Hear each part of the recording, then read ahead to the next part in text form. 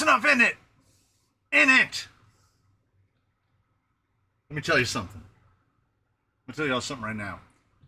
We're going to do a couple things today. Number one of those is we're going to find out just how good the noise canceling is on this microphone. And I hope it's really good because it is like an absolute wind tunnel in here. And by necessity, it was just so hot. There's at least 4 fans on in here right now, and I desperately don't. How hot is it? And it is 81 degrees inside the building. Outside, the weather app says a foolish 93, which means it is unquestionably over 100 already. Summer has come on kind of all at once. And it actually started yesterday where I was doing coursework stuff out there, working on the old driver's stand, which is now basically overlook, viewpoint, and delightful shade for me to sit under while I'm at Slick Rock. And it was unbelievable. It was like, I felt like I was in the South. It was like 90 degrees and 70% humidity. It was absolutely awful. I was bucketing sweat all day yesterday. And it appears to have somewhat continued over into today. I'm painted into a corner here. It'll kill some time. So if you have any pressing questions, do let me know. I ordered wheels. I got some wheels. These are pretty okay. Look, they have like brake rotors on the inside of them. These are pretty okay. I needed narrow 2.2s. This is exactly as they came. Guys, they had to know that I'm a crazy person and I was going to put scale hardware in them. So now I have to take all of the screws out. But it'll keep my hands busy. It's an oven in this metal shop, 95 degrees with 80% humidity. But you get to choose the pre-live music because that's some good jazzy piano. All of that comes from the YouTube Studio royalty-free music section, which is great. There's some good stuff in there. Yeah, I just picked some stuff that sounds kind of... Is that the one that goes doo-dee, doo-doo-dee, doo-dee, doo-doo? There's some good stuff in the royalty-free section. Because the selection of, like, music that you pay for, good grief. I know that musicians get a raw deal, but some of the contracts, like, say a song is like $19.99. That's $19.99, and it will license it for like X amount of time, right? And then my question is, well, what happens when that X amount of time is over? Do you have to re-up the license, or does it render that video no longer monetizable? Do they get all the money? I don't know. I don't know how it works. So, royalty-free, it is for me. Yes, the No Kings section of the music where there's no royalties.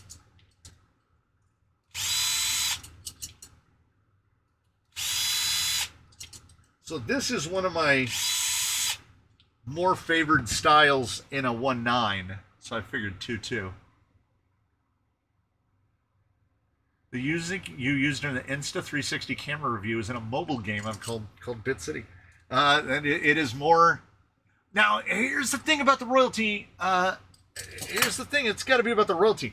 The guys who make those tracks, they've got to be getting paid somehow, right? They're getting money from somewhere. Like, there has to be a licensing agreement to use it in your mobile game, would be my assumption. I wouldn't know. How hot is the stank? The hot one is 74. And the cold one is 73. So it's proving to be true. The orange one is a degree warmer than the blue one. So welcome aboard, everybody. I have some minor things to keep my hands occupied. As always, we say now, you will request of whoever is a. I haven't seen either of them. That's the problem. We haven't seen the Raccoon nor MKRC builds. So we're gonna have to figure out how the names are gonna get collated. It's probably just a one-time payment that allows. No, that's the thing. Some of the songs definitely have like usage. Oh, he is here. Have usage time limits. Like the license is for like 1 year.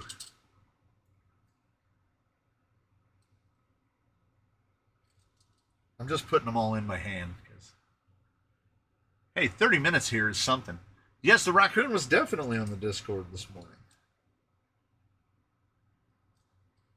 So what you're gonna do is from 1 o'clock to 2 o'clock, you're gonna say, I want to be on the wheel. And then your names are gonna get collated on the wheel. Somebody is getting a stance today. And it will be their choice as to whether they get a straight axle one or a portal one. Because you can't buy a straight axle stank. You can only buy portal stank. Oh, that's right. I forget. Yes. Yes. Even if the Raccoon planned on being here, he's probably asleep. Yes, and not before or after. Don't say anything about the wheel until the stream has been going for an hour. Should we wait until after to draw the gift memberships? You can do them whenever you like, honestly. I've noticed. Hey, I'm thinking about that coffee drink already. It's going to be so hot.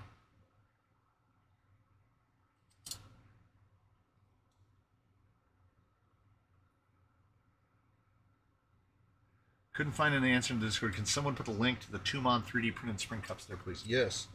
I think I'm using the JP Wirt ones. What time is it in California? It is just after noon. It is 12:07. We start the stream at noon California time, and as I say, adjust accordingly. So 1 o'clock California time, names go in from 1 o'clock to 2 o'clock. Then we usually have a little bit of a grace period, a little short grace period. No, I see MKRC. Yeah. Yes, his ears are burning. Did you send me the design for the spring cups, or was that somebody else? I know you've sent it. He's the only one that I can. Him and MKRC are the only ones that I can actively remember sending me files to 3D print things.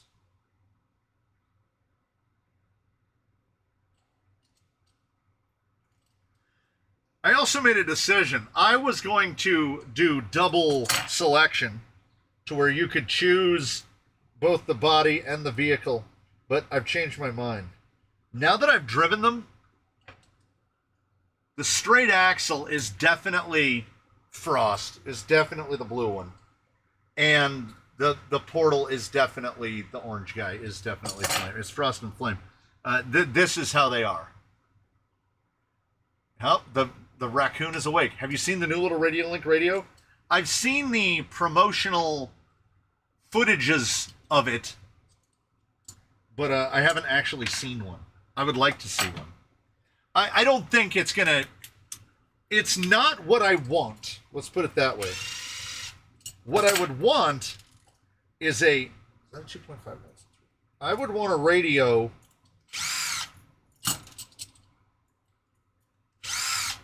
that comes in more economical. I'm not a guy. All the Radiolink promo materials are AI. Oh, that's not great. Why do Proline tires turn gray? How do you stop it from happening? You don't mean gray like how gray these boggers are, do you? It's degassing. They're degassing. Now, the thing of it is, we can probably use, I mean, grab a thing. Let's see. You can use whatever you like. Simple Green will do it.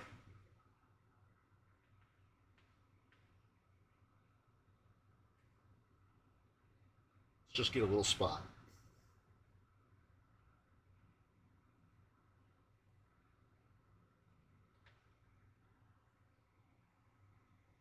That's pretty nice. No real cracking on these. I'm not trying to split or anything. That's just pledge. I just sprayed some pledge on it. Oh, it really increases. Are those wheels from Amazon? Yes, indeedly, they are. Any tips on the best way to get a 1/10 Hypergo rally car out of a tree safely? What you're going to need is you're going to need another car. Hopefully one that can jump higher than the Hypergo, and you're going to need to use that one to dislodge the one that's stuck. With vacuum storage, you don't even need to vacuum store them, really. WD-40, Simple Green, if you're a fan of the Cow products, a little spritz in the bag. Put them in a gallon Ziploc bag will usually hold 4 tires. Here's the deal with me. I have had a couple of tires rot out, but very few.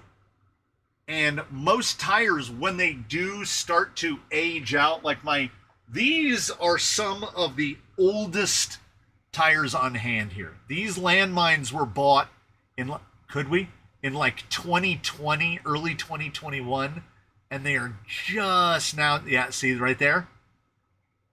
These tires are 5 years old. 5 years old. Like, it's absolutely fine. If they want to rot on me, I don't expect these things to last my whole life. I'm doing names today. I'm stressed and cranky from moving and working overnight, so we're doing hard cutoffs today for names. Anyone who tries to get in after Mr. Hurley bans for 24 hours. Wow! Are you going to test the S5 King Trekker? I wanted to say I did, but I tested the Class 1 S5 King Trekker.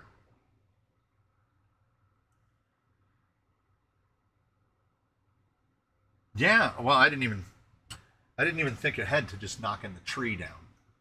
Okay, let me see. I might be able to find them.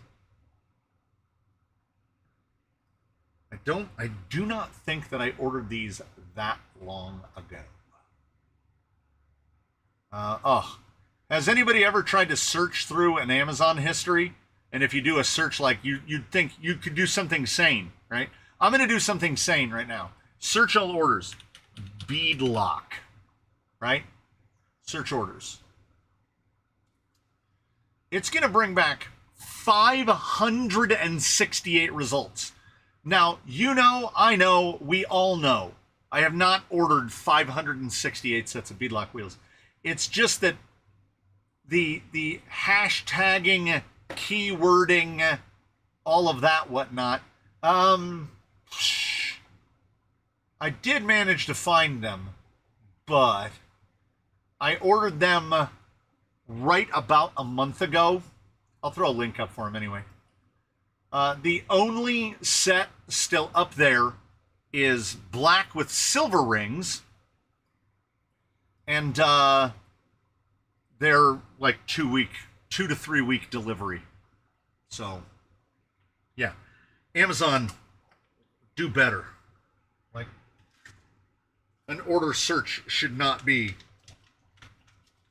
this arduous.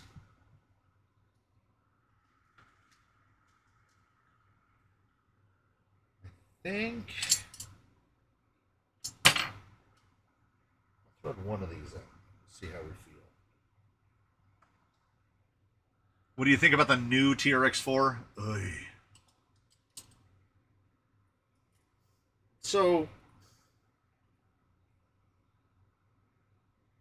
I guess I guess this is just what Traxxas does now. Like, I don't think anyone is or should expect any kind of new innovation from Traxxas anytime soon. When was there a new TRX4? That's the thing. There never has been. No, that's not true.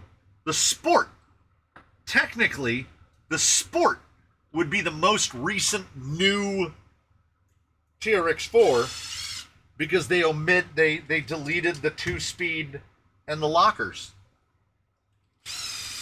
So that would be a model that is basically, also, it is set at the 313 wheelbase, and not all of the TRX4s are. So the Sport is the new, quote-unquote, new TRX4, and that one goes back a long time.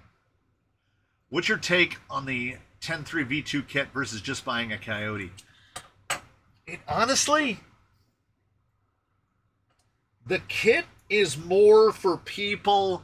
Okay, I still maintain that the Coyote is probably one of the best RTR options.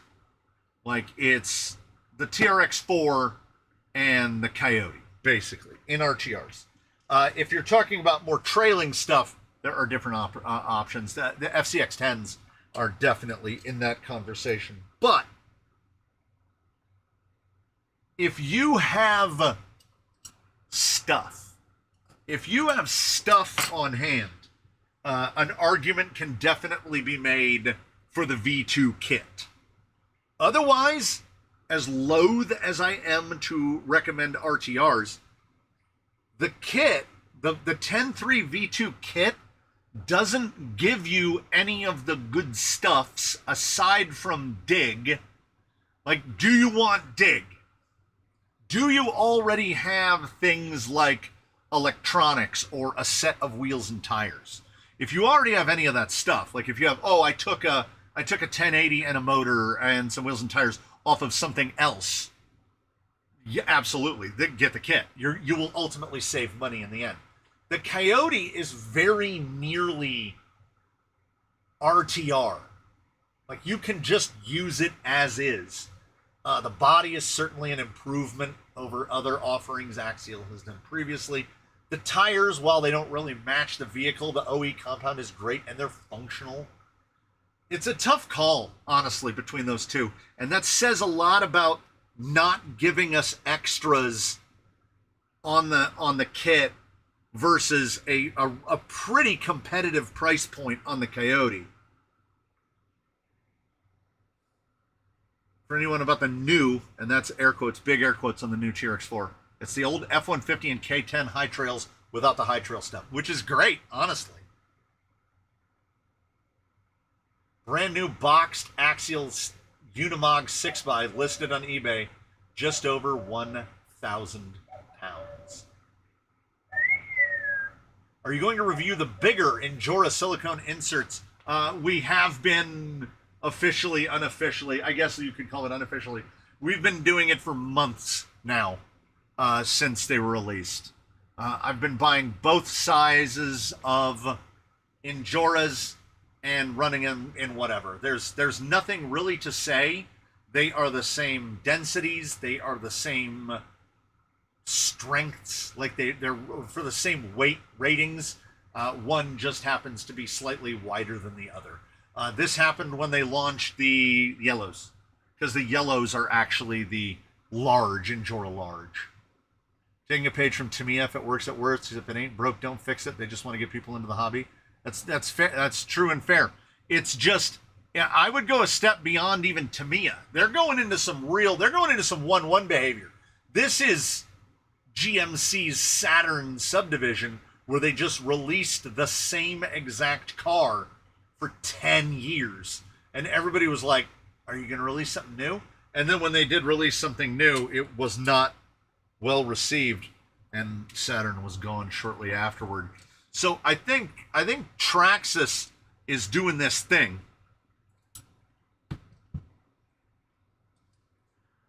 where they're just hoping that they can ride the TRX4 forever, because all of the stuff that is involved in releasing a new model is both substantial and significant, and there's a big expenditure in it. And I would have to say that Traxxas is probably looking at the very long game, right? How long will it take us to recoup? Alternately, here's one. Maybe, and I don't think this is that ridiculous to suggest, maybe the TRX4 doesn't make that much money. Maybe it doesn't hold the margin that other Traxxas models do. I think why we haven't seen another Traxxas is, in the crawling space or trailing space or whatever you want to call it, is because if we look at what Traxxas does, I think where Traxxas brings out the biggest rake is 16th scale, followed probably by TRX4Ms. I think what Traxxas did is they launched their 18th scale and found out that logistically this costs 20% of what it costs to build a TRX4, but our margin, our percentage of profit on it is much higher. I just watched a video where an architect, a young lady is an architect, and she talks about how architecture is not what architecture was even 10 years ago. Because everything is designed with the eye set on two things: liability and margin.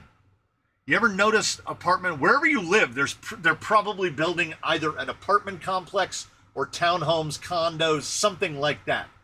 They all look the same. And it's because they've all been designed in AutoCAD.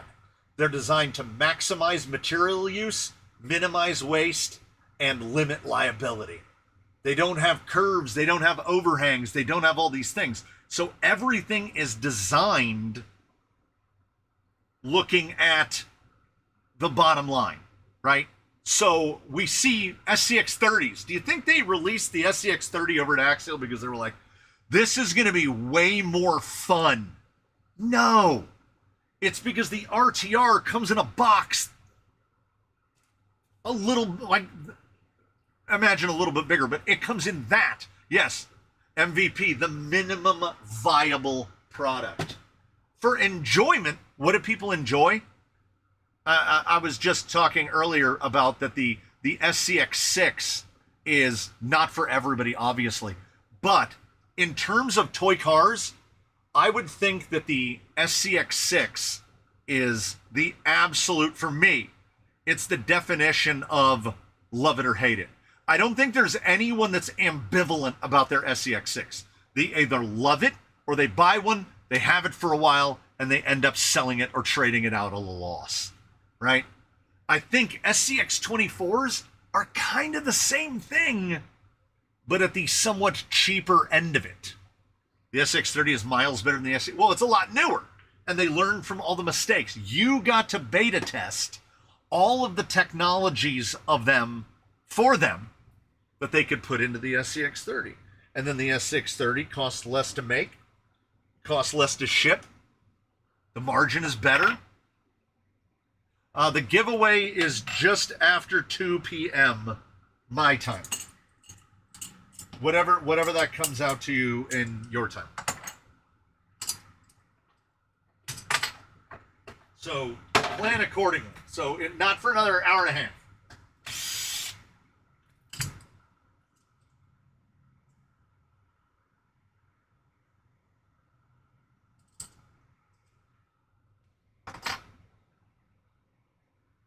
Congratulations on the winner. I hope this gets your prize to your door. I mean, we've already seen some good drops for shipping here. Bold of you to assume Axial does research on performance and would put any of that into a new model.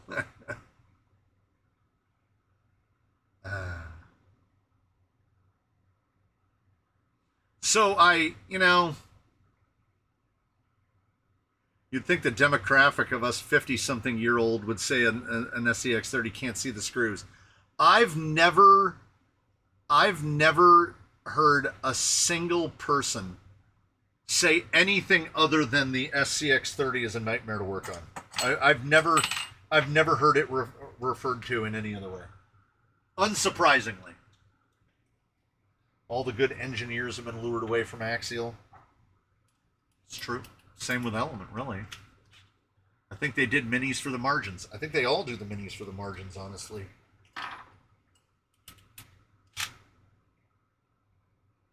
I really have the urge to break something. Like I want a sledgehammer and just bash things into pieces. You know what? You know what you're missing? When the Nintendo Wii came out, and I know this was years ago, they had a game where it was person versus person, and boom blocks, and they were just like towers, and you had to like whip the controller and knock the blocks over. We would play boom blocks for hours on end, and wake up the next morning just absolutely sore, even though we weren't actually throwing anything. It was perfect for that. So the vehicle to which these will be fitted, will these go either way? They don't fit with the brake rotors. I bought a Mofo chassis for my 32 weeks ago, and I built a 10-scale cheater rig instead. Mofo chassis is still in the box. The Wii came out in 05 or 06. That seems about right. All the project managers at Axial come from the marketing department.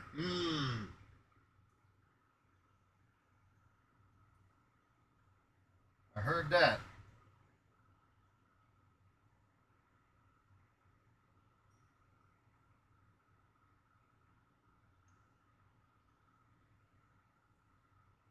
So these wheels have a slightly larger... Oh, okay. Oh, these are much narrower. Okay, so here on... Hey! Go Redskins. There are already 1/64th scale RCs. That's crazy. We need a TRX Pro. I don't think we'll ever see it. If an SCX6 or a TRX Max was cheap, like $500, I think everybody in the hobby would have one. Majority of us are still 12 years old at heart, and we want bigger and more power. Moderations for cowards. I don't disagree. I'd take the Vertex 6 over the SCX6. We're going to do very different things. What scale is Hot Wheels? It's 1/64th. Yeah. There are little, like, on-road car, like little drift cars that are 1/64th scale. 1/64th is too small for anything except slot cars. It's okay for slot cars. So this is the rim that I'm swapping in, and you'll notice pancake flat like a glove. That's just flat on the back. And the wheels that are swapping out are these, which definitely have a little whoomp, have a little whumpus, which is why they were working on these axles. We need bigger things cheaper, not smaller things more expensive. He said a lot. He said a lot in just a few words. I disagree with nothing that was just said. So that's 12 millimeters. What do we have in the hub box? I got 15. I think I got some. Are these 15s? I got 12s. Oh, man. The universe wants me to mount these wheels.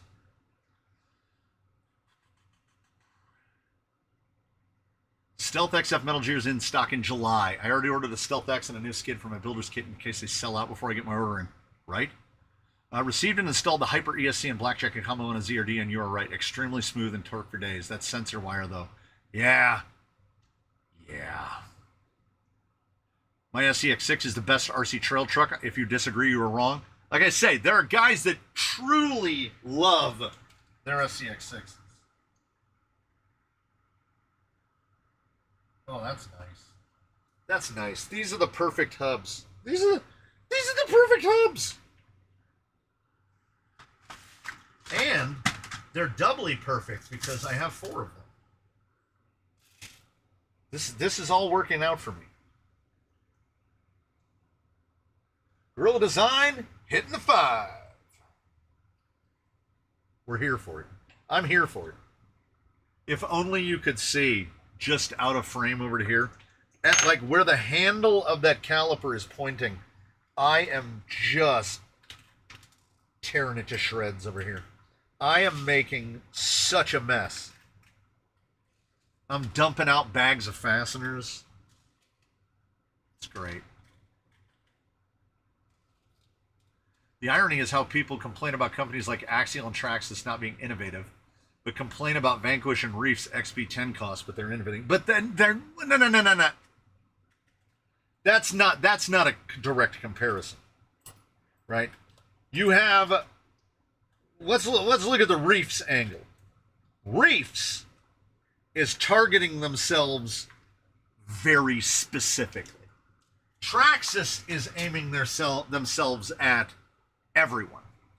Reef's is aiming themselves at people who don't balk at paying $1,000 for a slider, which doesn't come with a servo or wheels from a company most known for selling servos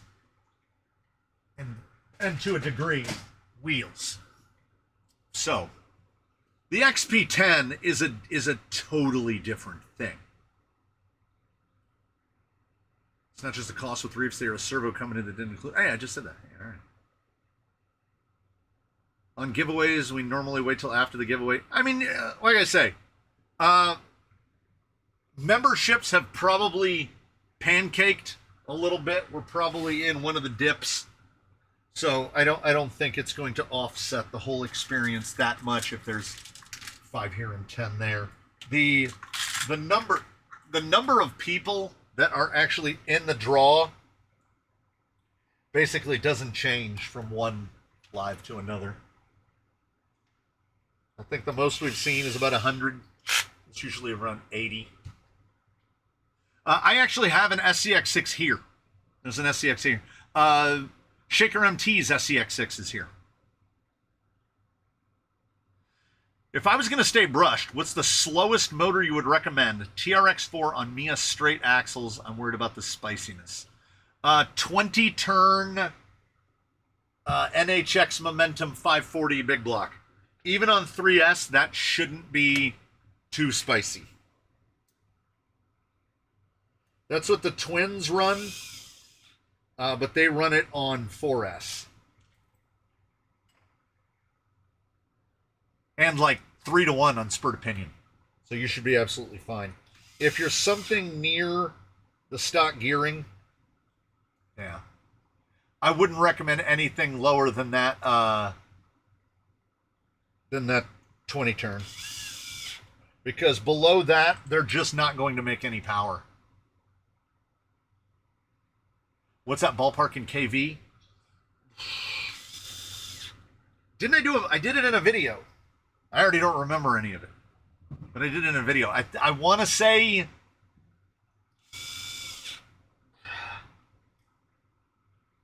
1,100? Does that sound right? Like 1,100?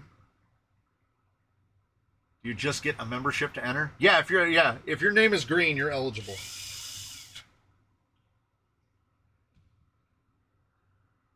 Your voice is cutting out randomly. Is that on my end? Or, no one else has mentioned it.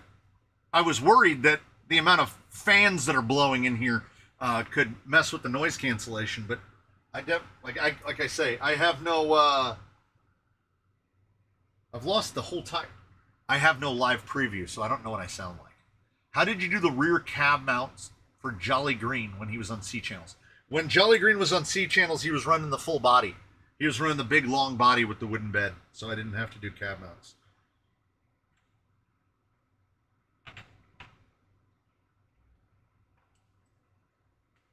I like that these rings are the same size, so I don't have to take the rings out. I'm glad I checked this on a front axle.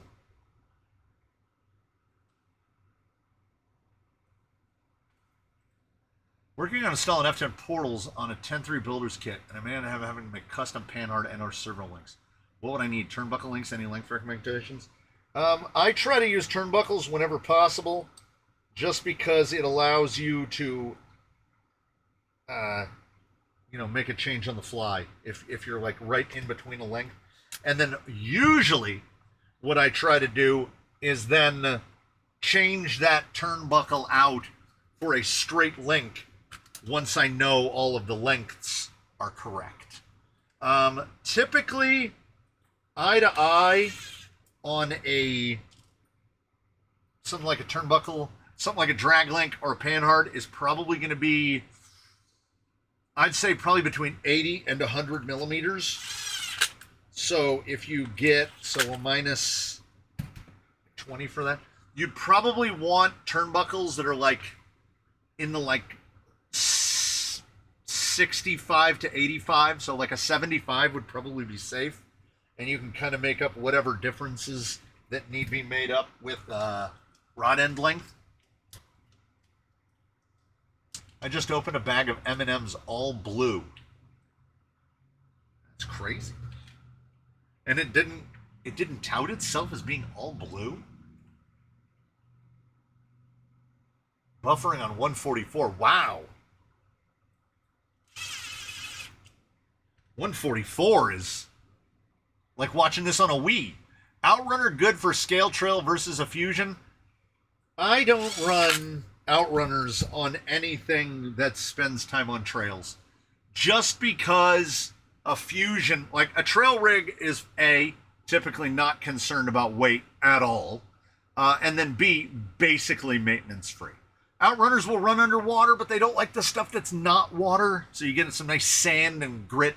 And after driving these guys out in all sorts of locales, the sticks and the rocks and the foxtails will get in absolutely everything.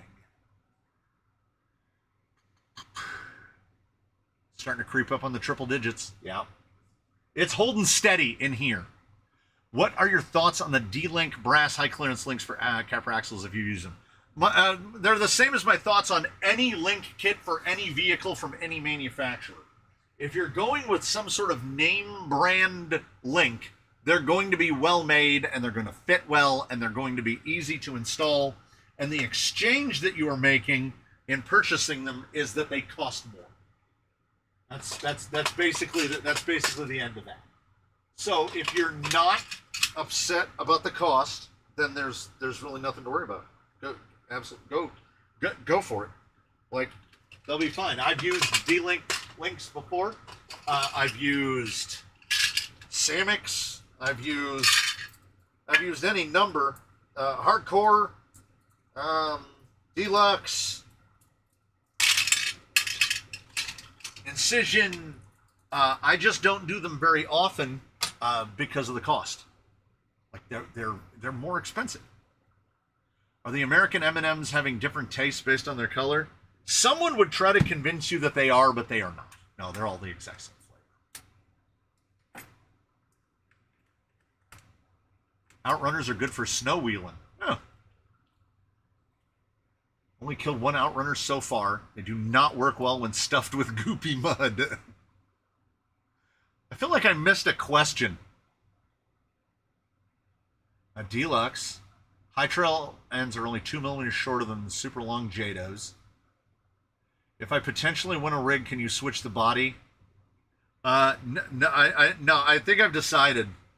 Also, I stickered the radios. One says Frost and one says Flame because I couldn't tell the radios apart.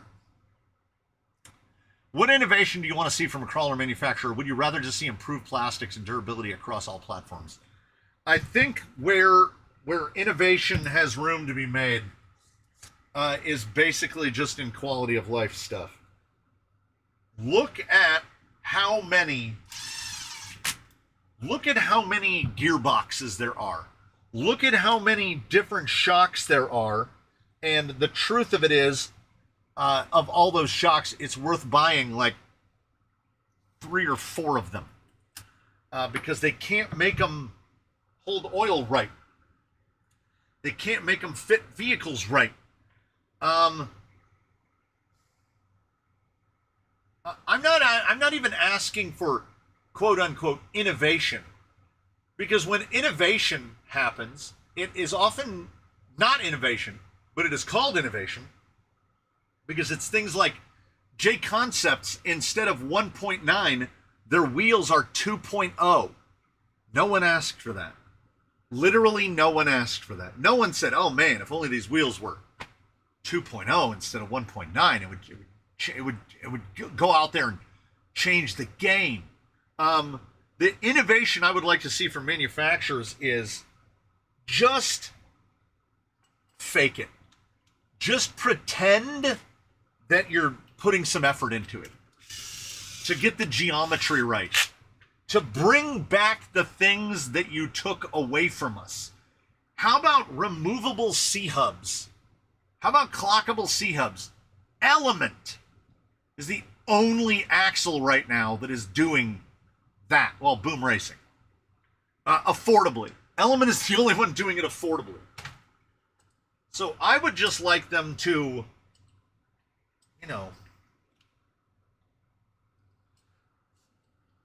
operate from a perspective that recognizes that infinite growth is not a thing. Okay? There are many of us here that have been at this for a while, and we're in here for the long haul, and we're not new. And when the new thing gets announced, I have to assume, I love to assume, I have to assume that many of you out there do the exact same analysis that I do when something new comes out. What does this offer me that I can't make myself out of stuff? What is that new RTR? What is that new kit? What is that? What is the thing? What is the X factor of it? And most of the time, it's just iterative. Traxxas are working their way towards being the absolute crowned kings of iteration, where they're like, we make one thing. What do you make? Ice cream. How many flavors do you make? 74. Do you guys ever think about branching out and making, like, I don't know, something other than ice cream? And then the door at the end of the hall, opens and the guy goes, get out. I forget, I think we all forget to a degree, that of niches within niches, we are in a very small niche.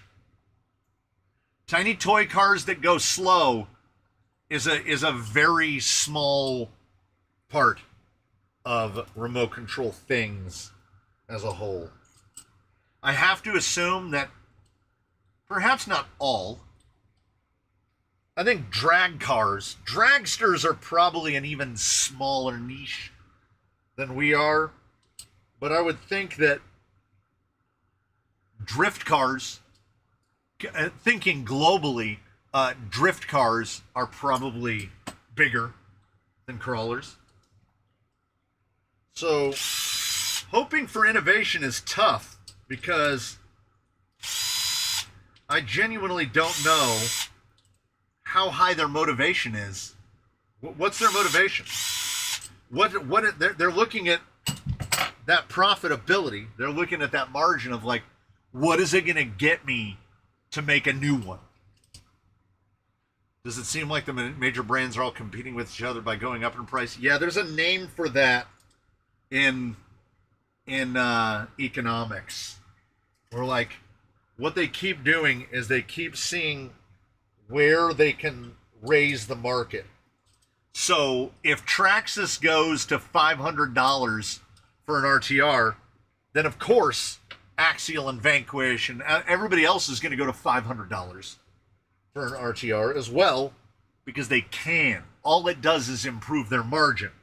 If you can sell something for $400, but people will also buy it if you sell it for $500, then what reason would you have not to sell it for $500? Like, because our segment is so small, it's the categorical opposite of things like flat screen TVs, where the competition in that segment is incredible. They have, at the Costco, they have a 100-inch TV that's like $1,400 because you can get a 65-inch TV for $300. And I remember when flat screens came out, I got my first flat screen TV, which was was either a 27-inch or a 32-inch, and that TV on Black Friday was like $350.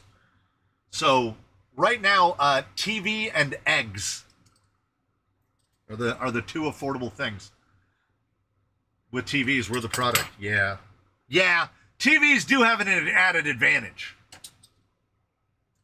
They are watching and listening.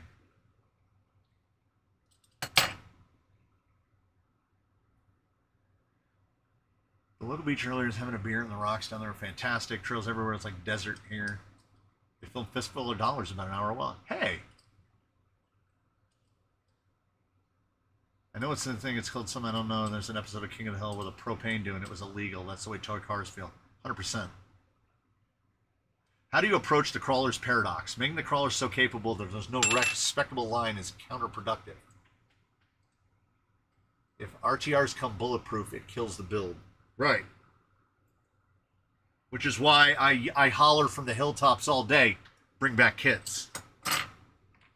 And logistically, it should be easy for manufacturers to move back to kits. I mean, a typical kit comes in a box this big.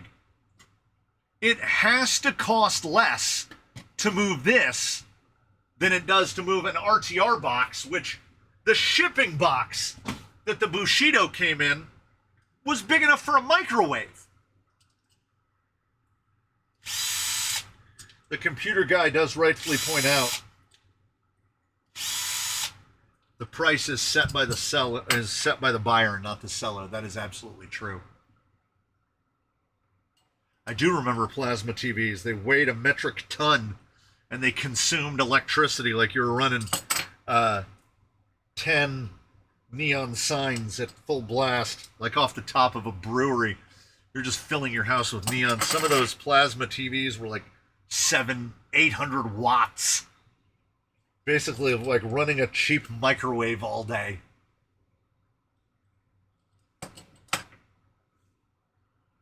It's like people thinking if Ford could build an F-50 for F-50 for a quarter of the cost, they think the price will go down. Instead, Ford makes more profit. Yeah. Not profitable to innovate in the USA. And there's definitely something to that, because who is doing the business right now? Who are the only ones that are kind of pushing the hobby forward by releasing affordable things and new things that are affordable? It's Injora and Mias.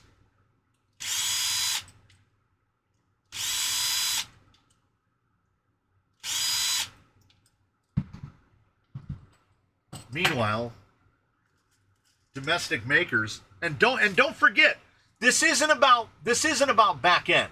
This isn't about all that. This isn't about, oh, we run our business in America, therefore it costs this much more money, etc., etc., etc. The problem is these are made in the same place that all of the Mias and Injora stuff is made. They're probably made in some of the same buildings. So all of that increased money that we're paying is for the American aspect of it, that it's an American company. Their margins are exactly the same.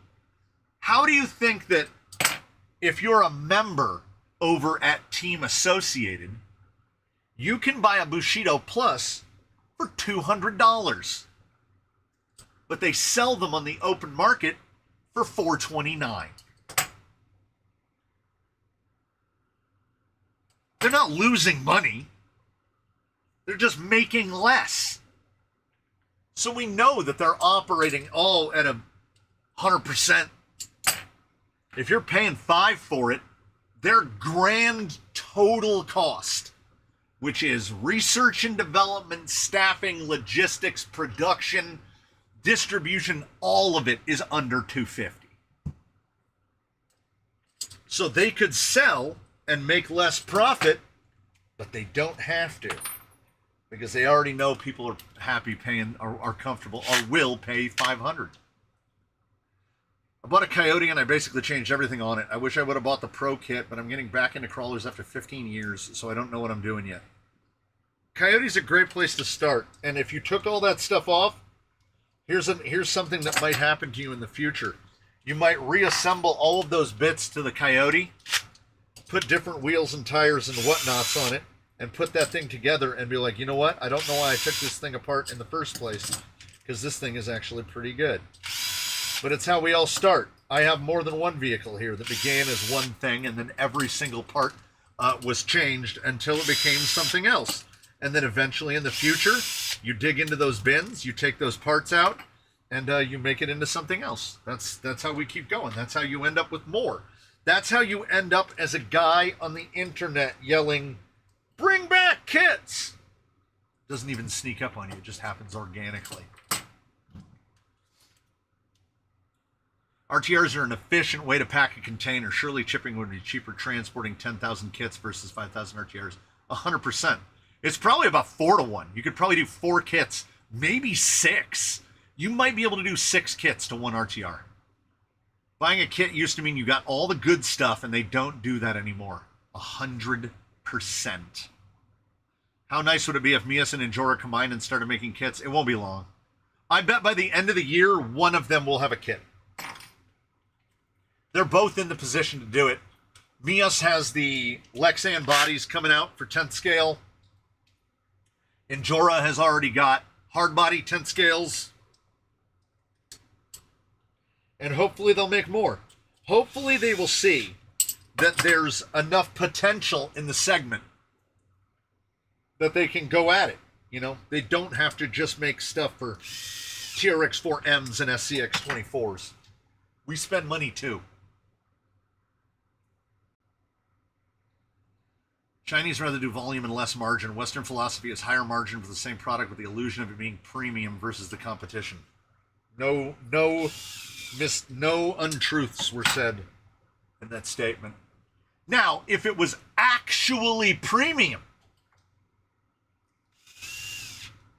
but I'm not going to pay extra money for something that says proudly designed in the USA and then outsourced. Because that doesn't make it appreciably different from something that was designed elsewhere and then shipped here. You know what I'm saying? Coyote, Fusion SE, 1800 kV, wheels, tires, done. Pretty much. I just paid $899 for an XP10. In less than a year from now, I could buy the exact same product from an overseas company for $200. Yep. Mias is just one shock away from a kit. Yes.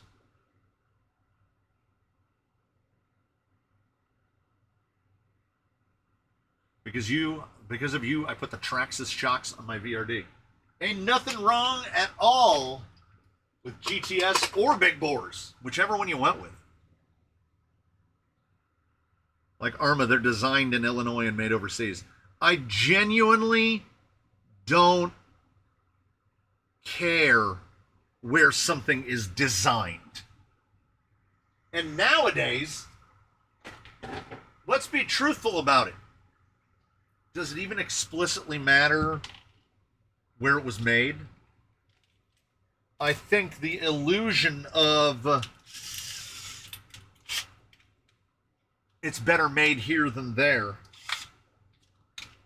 it has largely become an illusion now. Now, I do say that, acknowledging that whenever I order some kind of a tool from Japan and I get a Japanese tool made in Japan, they're still doing it over there. They are definitely still doing it over there.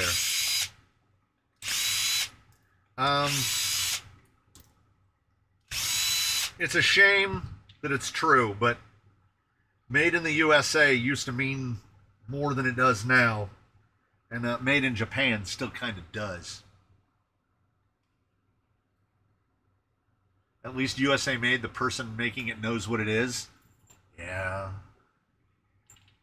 That is fair. I don't think anybody's arguing that things used to be better. Things definitely used to be better. Every day, things are getting worse. I used to look forward to opening up a kit and seeing all the blue, wonderful anodized aluminum. Yeah. Which is why, in my memory of recent, I've not been pleased with any kit that I've cracked open a box for more than the Wizard. Yeah, all of the machining on the Wizard was done in Taiwan, I'm sure. But that's not the important part. The important part is that they made that kit the way they used to make kits. It has all of the premium bits on it.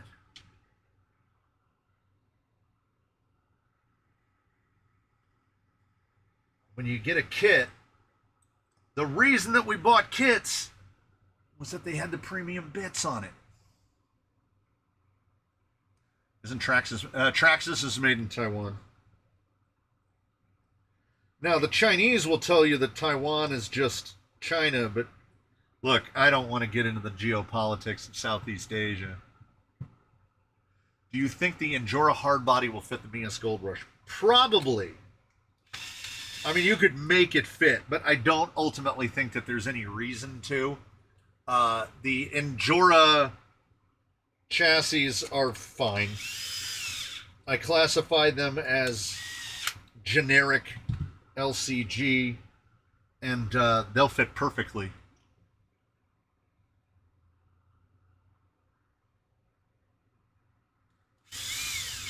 As into, will it fit it directly? I can't say.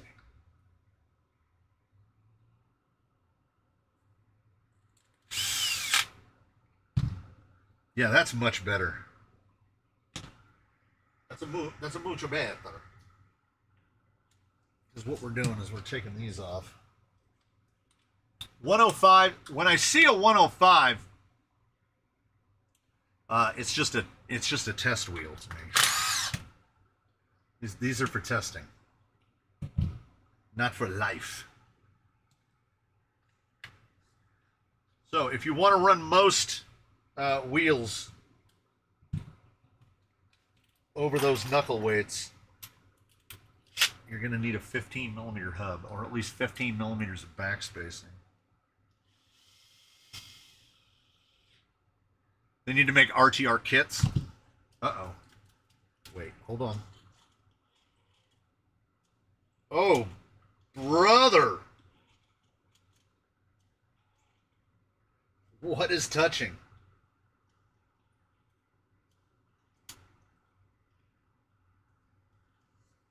I think I needed more than a 15. Oh, no. So. Oh, yeah. Yeah, that's on me. Would that self-clearance? Maybe. That big weight. Look at the clearance up against the rim.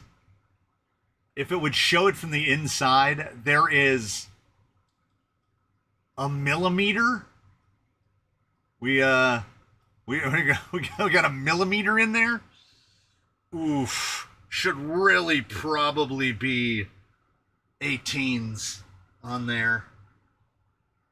I don't think I have any.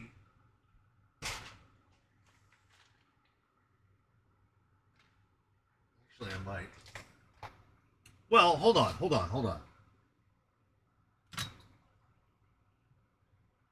Oh, these are very flat-faced.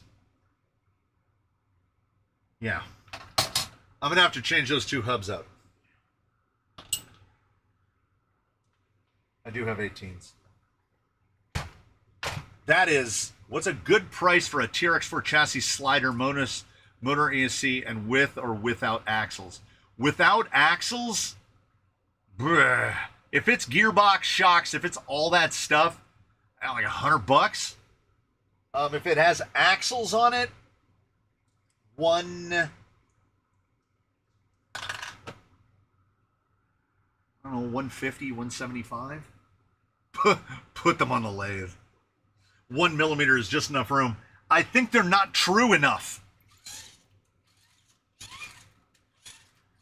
There it goes. Right there. Like the edge, something on the inside of the wheel is hanging. I mean, that's crazy. That's any pressure on the outside of that wheel is just gonna sit like, there we go. Close the gap. I did not take into account how flat these are. I'll do the others all at once. I'll try to learn my lesson. It won't happen, but I'll try.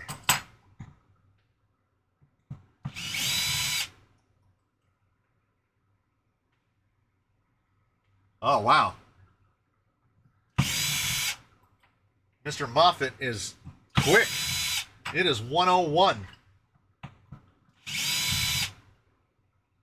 But yeah, just squirt some toothpaste in there. Squirt some toothpaste in there and let it sort itself out. I really want to put these brake rotors on something. Maybe on a set of like the carbon face. That might look all right on there.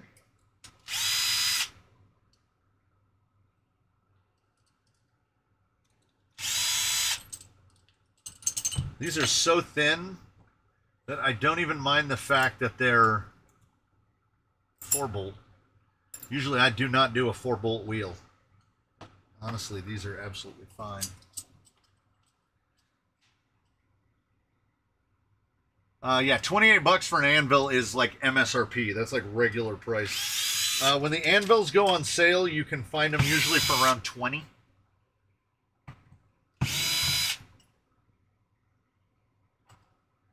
This is cool. I don't have to.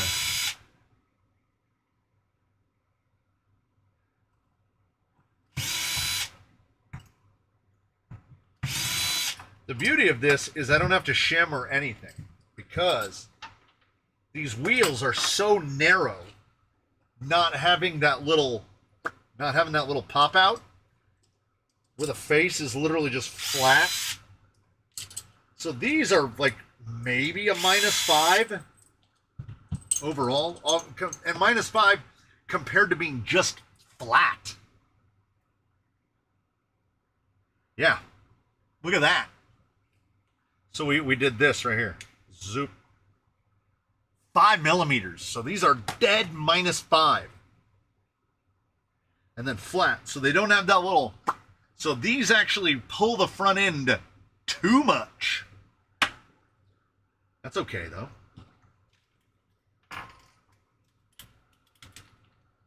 Batteries are charging. Trucks are ready. I'm all set for the 3rd round of the series tomorrow. Sweet.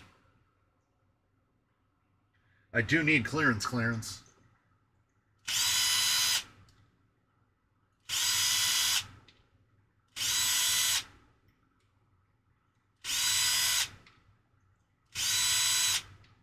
Do like 6 at a time. That thing is really moving. How the hell do you put a servo on an SSD Pro 44? How do you do it correctly? Or how do you do it the way I did it?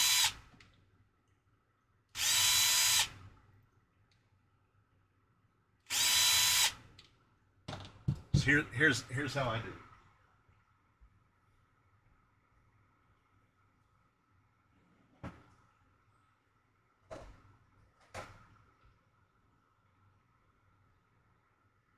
So what I did is I used one of those 2-bolt adapters. See the U-shaped guy that comes down? And then what I had to do is I had to convince it to fit through that top mount hole. And I can't remember all what I drilled out, but I'm pretty sure I had to drill out the holes, the outer holes in the axle itself, to get that all the way through. And you will notice they're kind of pinched in a little. And then I made my own top plate because he runs EOA. He runs everything on axle. So the battery's up here, speed control, so all of his stuff is mounted in there. So not the 4-bolt one, not the ones that go down to 4 because the spacing isn't the same. But you can do it with the 2-bolt one. At least that's how I did it. That's just a generic Amazon SOA bracket. Toothless blackouts.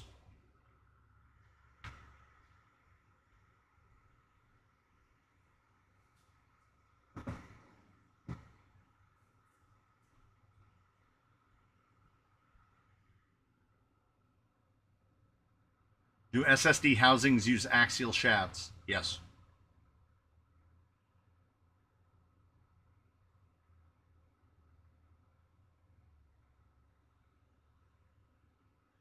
I bought a 10.2 from a guy with SSD axles, Fusion Pro, Vanquish wheels, and a Reefs 444 for $200. Solid. Took it out and bent a rear shaft. Yeah. Some of those axle shafts, they leave a little bit, like on this guy. See how the hex is like 0 clearance up against the delete? Some of the axial ones, there's like just a little space. And that little bit of space in between the bearing and the pin is just enough to... I have bent them as well. You can get around that by when you repair him and you put him back together, put a thick shim in between the bearing and the pin. I don't remember if you have to open up the delete to fit a shim. I think the opening is big enough. Did you choose a final body for the reactor? No. After Anime Expo, so not quite a month, we're down to, first day is the 3rd, is July 3rd. So that's what? It's 3 weeks. So 3 weeks from now. So the kid is now full into, yeah, all of the SSDs, the center part is plastic. The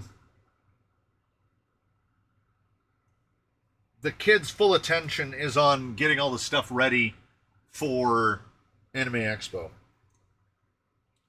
The kid will be painting probably at least 2 of the bodies for the reactor after Anime Expo.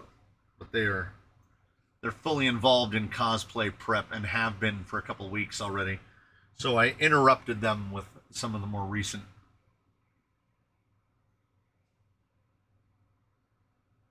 Anyone here running Rock Pirate's Kraken VRD rails? What body do you like to use with the low shock towers? I mean, lower shock towers will open you up to a lot more bodies.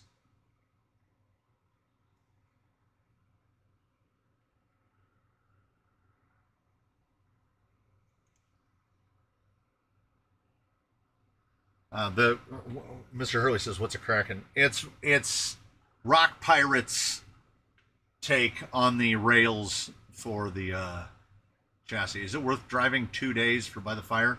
I would say yes. And this year, I mean, if we're going by what Axial said, they're combining Proline By the Fire and Axial Fest, so maybe there'll be a bigger turnout. Last year's turnout was kind of, as the youths would say, it was kind of mid compared to the year before. But I mean, just to drive at Horseman's.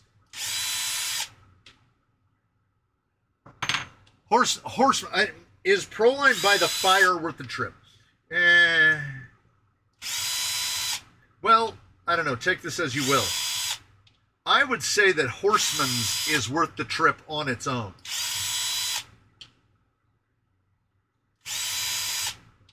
Nobody looks forward to paying the money to go to Proline By the Fire, but it is nice.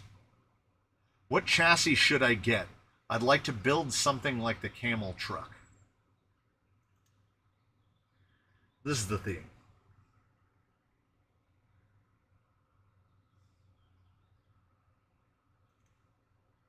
The FCX10 Camel trophies are kind of perfect for what they are.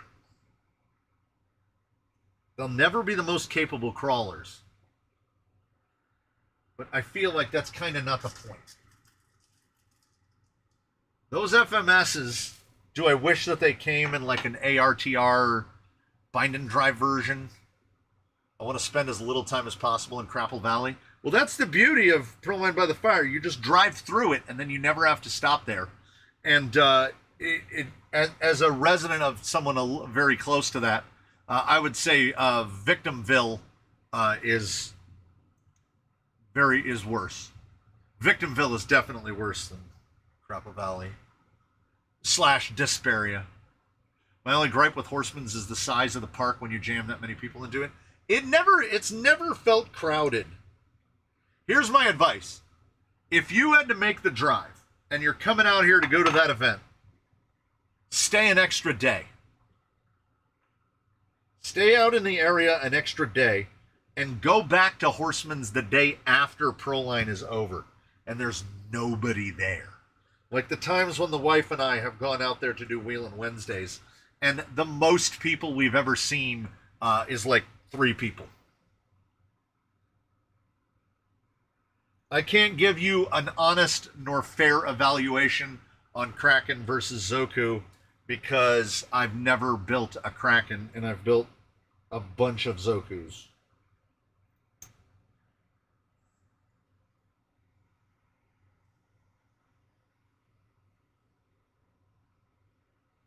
How many people go to Proline by the Fire? If there's over 10 people there, that's way, way, way too many. Definitely more than 10.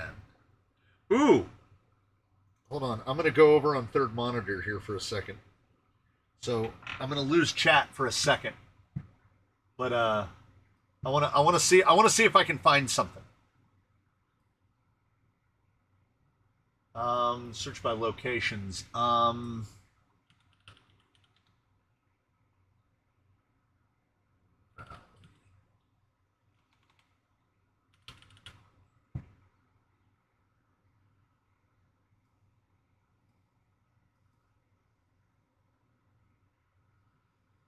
So this is from 2024. I think this is my favorite.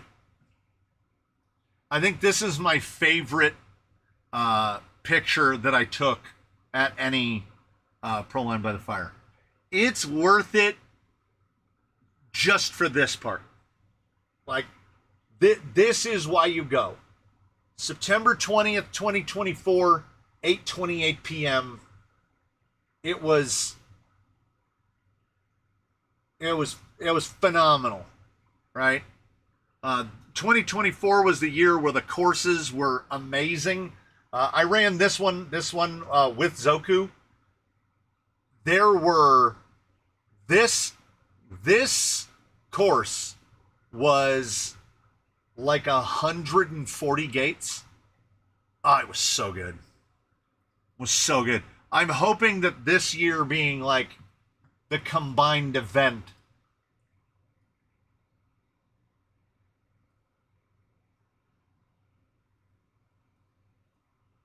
I'm hoping we get this kind of stuff again.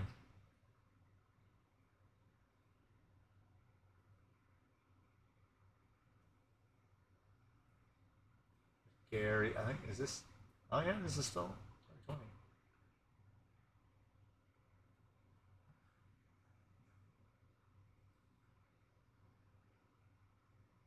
Oh, there's 2025. You can see, can I do it as the insert? There's the big guy. The big guy. He's going tomorrow.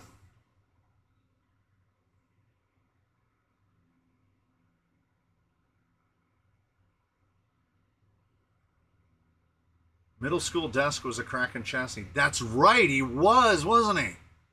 Yeah, but I really didn't, I didn't really do much. I definitely wasn't building a VRD. I was just slapping parts together, as I always do.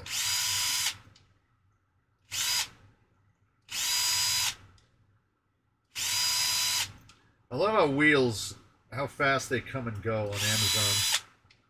You can buy a set and go back a month later and they're completely gone. I went in 23 and it felt super disorganized. It was also the year NSDRC snuck in and set up as a vendor without being on the vendor list. That was some drama. Ooh.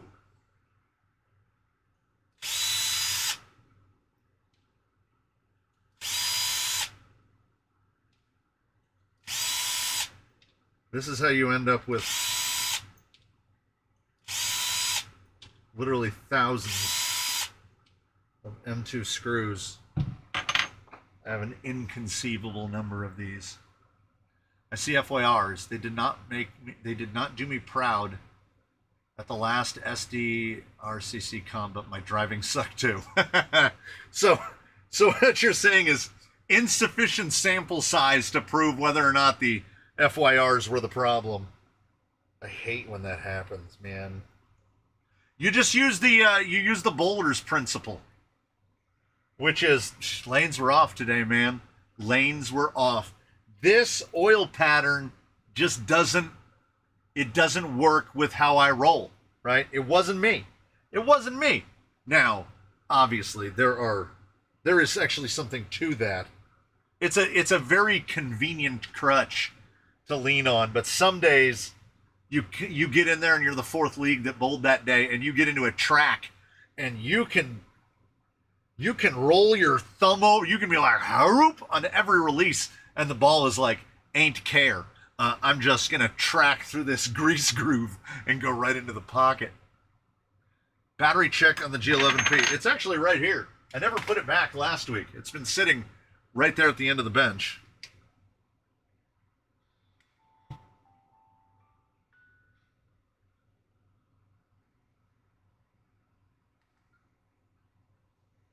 It's dipped a tiny little bit. It's used a tiny little bit. What's even in here? Yeah, it's 218-650, and they're not like name brand ones. They're not good ones. They're just generic 18650s. Do we get some live and anime this year? I mean, potentially. I have my little goodie box. I've got my mic set up that goes straight to the phone. I've still got the gimbal.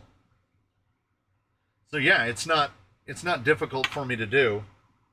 We can try doing it on Saturday again. We can go shoot for the 5th. 360 live, mounted on. I'll get an old helmet, and I'll put it on the helmet.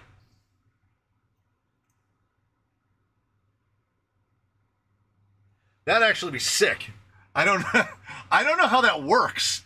Maybe we'll need to do a 360 test prior to the event to find out how does that work. How does that work? Because I know how to I know how to live stream from the phone. I don't know how you live stream from a 360 camera. I've done zero investigations in this at all. Are the changes made to the RTR stance, running gear, and links actually impactful to reliability or just fluff? Well, the links will definitely be better. There's not much space in this world for 4mm lower links. So going to the 6mm lower links is definitely going to be an improvement. Now, the problem is they never should have put 4mm lowers to begin with. These are the 2.2s. These are the 2.2 475s. They don't make a 1.9 475 yet. I want to see FYR in all the sizes. I want LPs. I want conventional. I want a 118 by 47. I want all the sizes.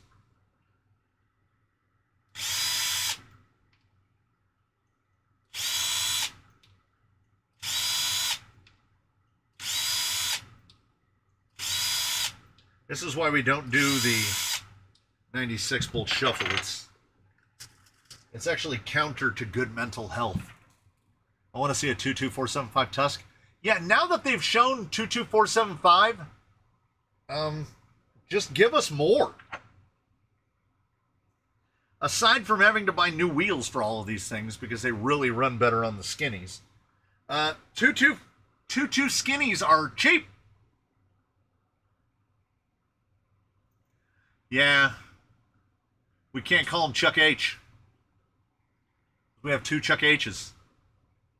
Is that a VRD on the table? No, that is a Wizard. That is an US6 Wizard. I'm trying to build my own 7mm links.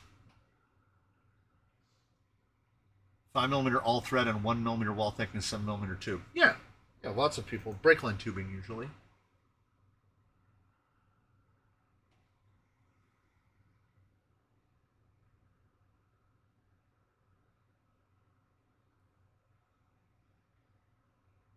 Mr. Doran found 2 sets of ripsaws and a set of Deepwoods, which is like going into the past at this point, even though it's not that long ago. Oh yeah, 2 Steve T's too.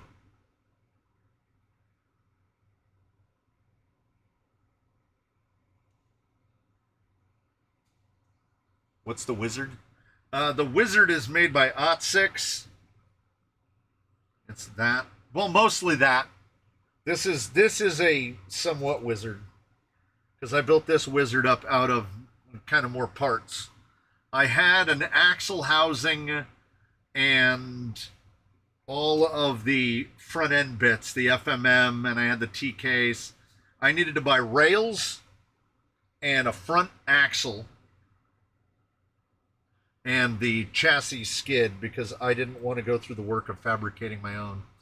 And then the rest is just my stuff, because we have 2 other Wizards here, and one was converted over to the Cherry Bomb Wild Cherry. I kind of converted over to the Wild Cherry motor on transmission gearbox, so that left out the FMM and the servo mount. So I was like, I'm halfway to a Wizard. I might as well buy... Did you buy a chrome skate helmet yet? I hadn't even thought of it until you just said it right now. We're going to figure out how to test a 360 camera. And then we were getting a damn ProTech chrome skate helmet, and we're mounting a 360 camera to the top of it. And we're doing the absolute wild oh man. Now I'm so hopeful that it works.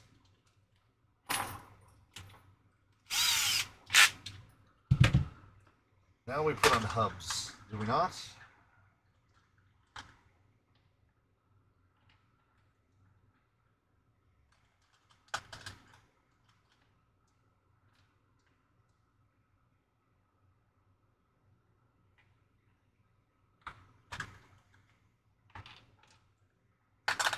And I'm going to try to avoid being lazy and only putting half the hubs on.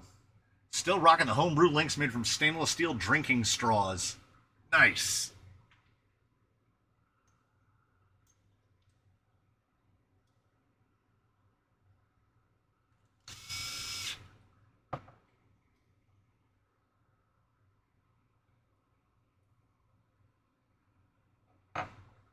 Still waiting for OT6 to open up pre-orders again for the Wizard. They did say end of May, but I didn't see anything. End of May in OT6 time means like mid to late July. Waiting on my hardcore links for my Punk 3D. It's been almost 3 weeks. That's why when I built my Punks, I ordered Deluxe in stock and ready to ship. Hardcore is one where you really have to commit to.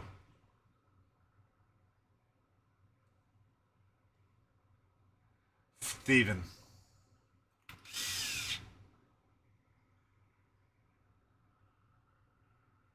Hardcore is known to take a while, yeah. Apparently, they operate the same way I used to operate, which is don't keep anything on hand, which makes sense. Build all of the link sets to order, which makes sense. There's too many. I mean, I guess you could keep the biggest sellers, but they specialize in doing stuff for, like, well, things like Punk's Anarchist. Like, how many of those can there be? Like, if Hardcore was going to do an inexplicable titanium link set for the TRX4, they could keep those in stock. What's the difference between a Fusion Pro and a Fusion Pro Elite? Is it worth paying the price for the Elite? The Fusion Pro Elite is 9 millimeters shorter. It is 4S capable, and it has drag brake that can be remotely deactivated if remotely deactivating your drag brake is a thing that appeals to you. The Elite is very useful in select situations, but I stand by what I stood by when I made the first statement, which is I think that there's still more of a use for the Pro. The Pro also has an advantage because when the Elite released, they put the Elite at the old Pro price and dropped the Pro down to $125. You can often find Pros for $100. I certainly have more Pros than Elites. I think I have 3 Elites now, maybe 4. Pros, almost the entire trail fleet is just Pros. There's Pros have to be past a dozen Pros now. Also, as that motor gets shorter, the rotor gets shorter too. Oh yeah, no, the stubby is basically designed for an outrun.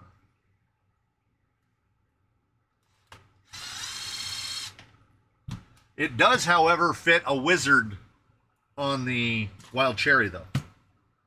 So the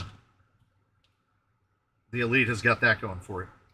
As a matter of fact, well, I like to make assumptions. I like to assume that everyone has been here always, and everyone has seen every episode that's been made and every live stream that's been done. But I don't think they actually have. I don't think that's a thing. So immediately on the other side of the wall, we might as well load up the bench with Wizards. So this is an actual, this is a Wizard. This is all OT6 up here. So you've got the amazingly machined. There's no cast or molded parts on this at all. Everything is machined. Even the Delrin body posts are machined.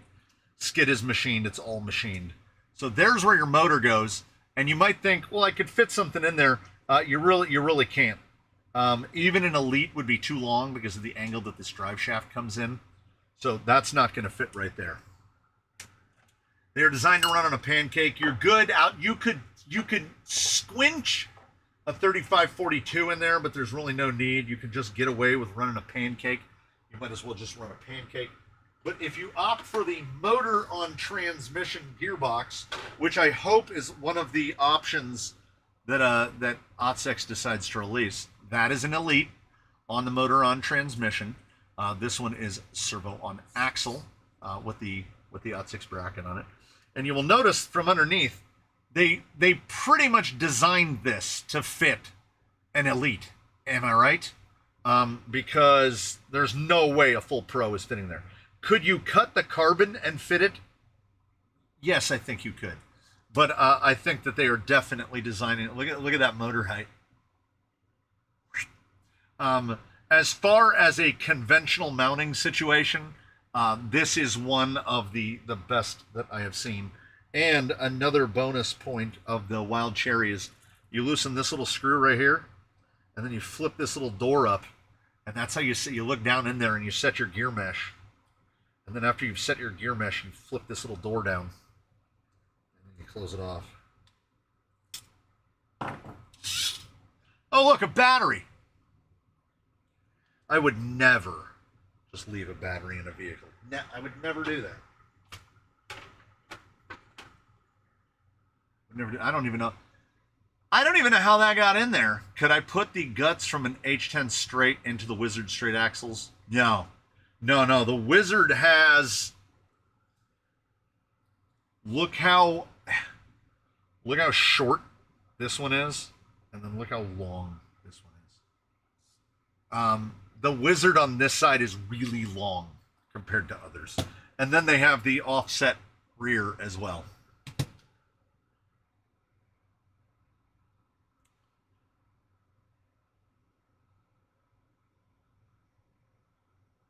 Going from regular brushless to Outrunner is like going from a small block Chevy to a big block Chevy, so much torque. True.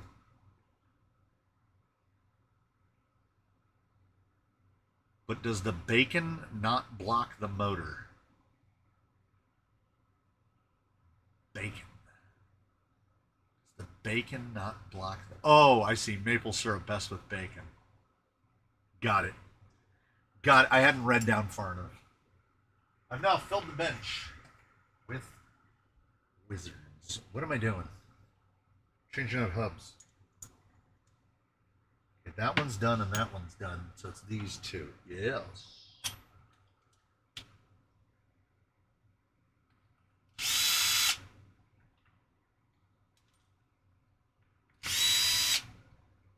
You'll have to remind me because my memory only extends back like a goldfish. It only goes back like, I don't know, 30 minutes into the past. During the last stream,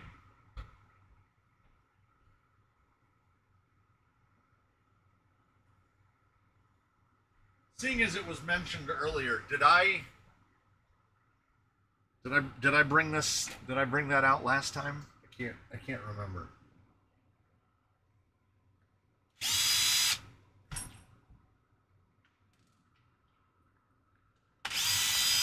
Tire rolled really far when I dropped it.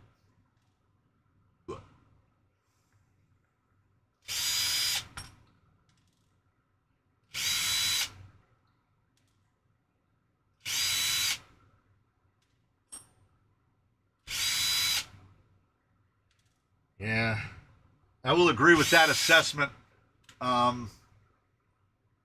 Even if the raccoon tells you that he's had his shots, I would not let him bite you. And even if you try to not let him bite you, there is a chance that he will bite you. So do take that into account.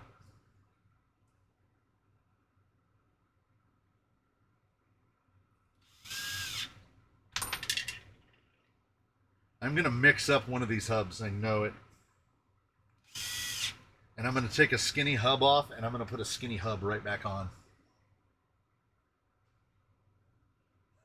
My brain is cooking. So what you see before you on the bench right there is all Injora.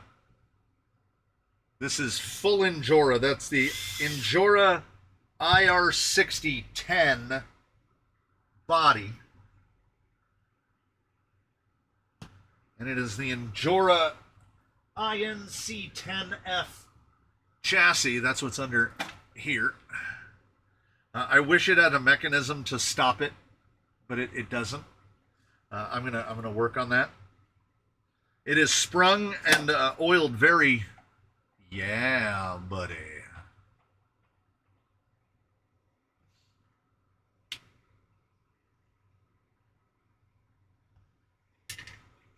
So it's pretty okay.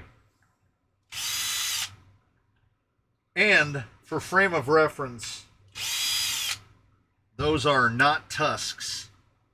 Those are Mickey Thompson Baja Pro XS in G8 from Proline. So those are 4.55 inches tall. That thing is all purple. It's very purple. And the problem with that is, like, my recommendation is, don't be fooled by the color. On the Stancy RTR, where the hardened gear changes only in the axles, only in the axles, just the ring and pinion.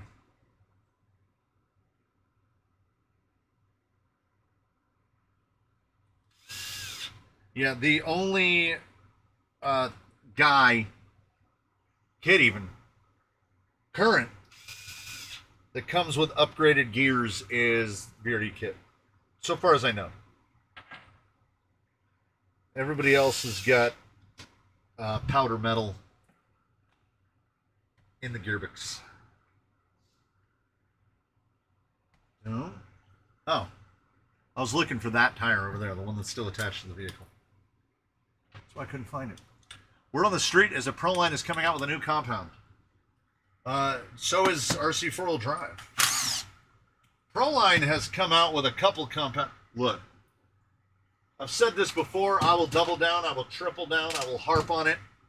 G8 is not a compound. It is a family of compounds. Because I feel like I've never tested two G8 tires that perform exactly the same. These are G8, and I know that the Tusk is the Baja Pro XS is an excellent pattern, but that still doesn't go all the way to explaining why these work better than all other Proline tires that are in G8.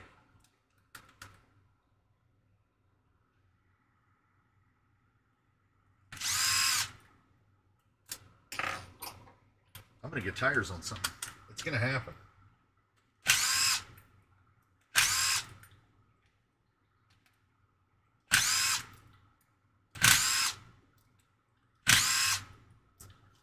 It's going to happen. There's a list for the giveaway today? Yeah, it's in the hands of the raccoon. He's collating it right now. And then he's going to send it to me. And with a roughly 20 minutes remaining, I feel it's safe to remind people that if you have not asked to be added to the list in the next 20 minutes, and you ask after the hour, the raccoon has requested that you be sent to the Shadow Realm. So,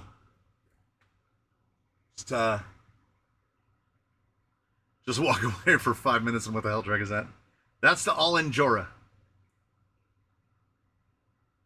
I would take that Endura over any Element offering. Oh wait, Element isn't offering anything.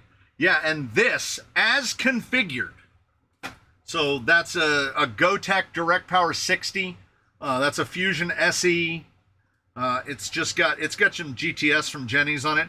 As outfitted with the hard body, the tires, and the wheels, this is under $500. So, would you like to buy an Axial 10.3 SR5 for $500 and then change the tires, wheels, servo, speed control, and then the next thing you know, you spend $850 on it, or you can just build this for $500. There you go, you know? I mean, you know or you know? I've used up all of my own available real estate here. It's suboptimal.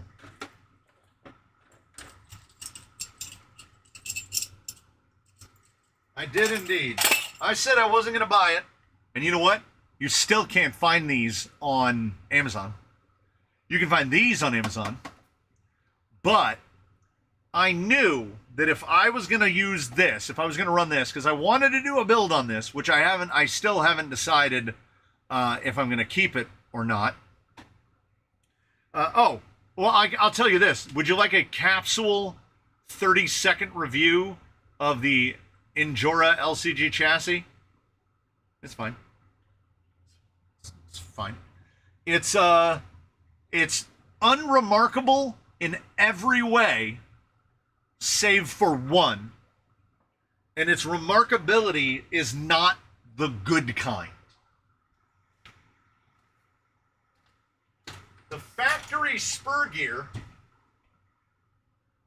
on the Injora INC10 is this. Wait.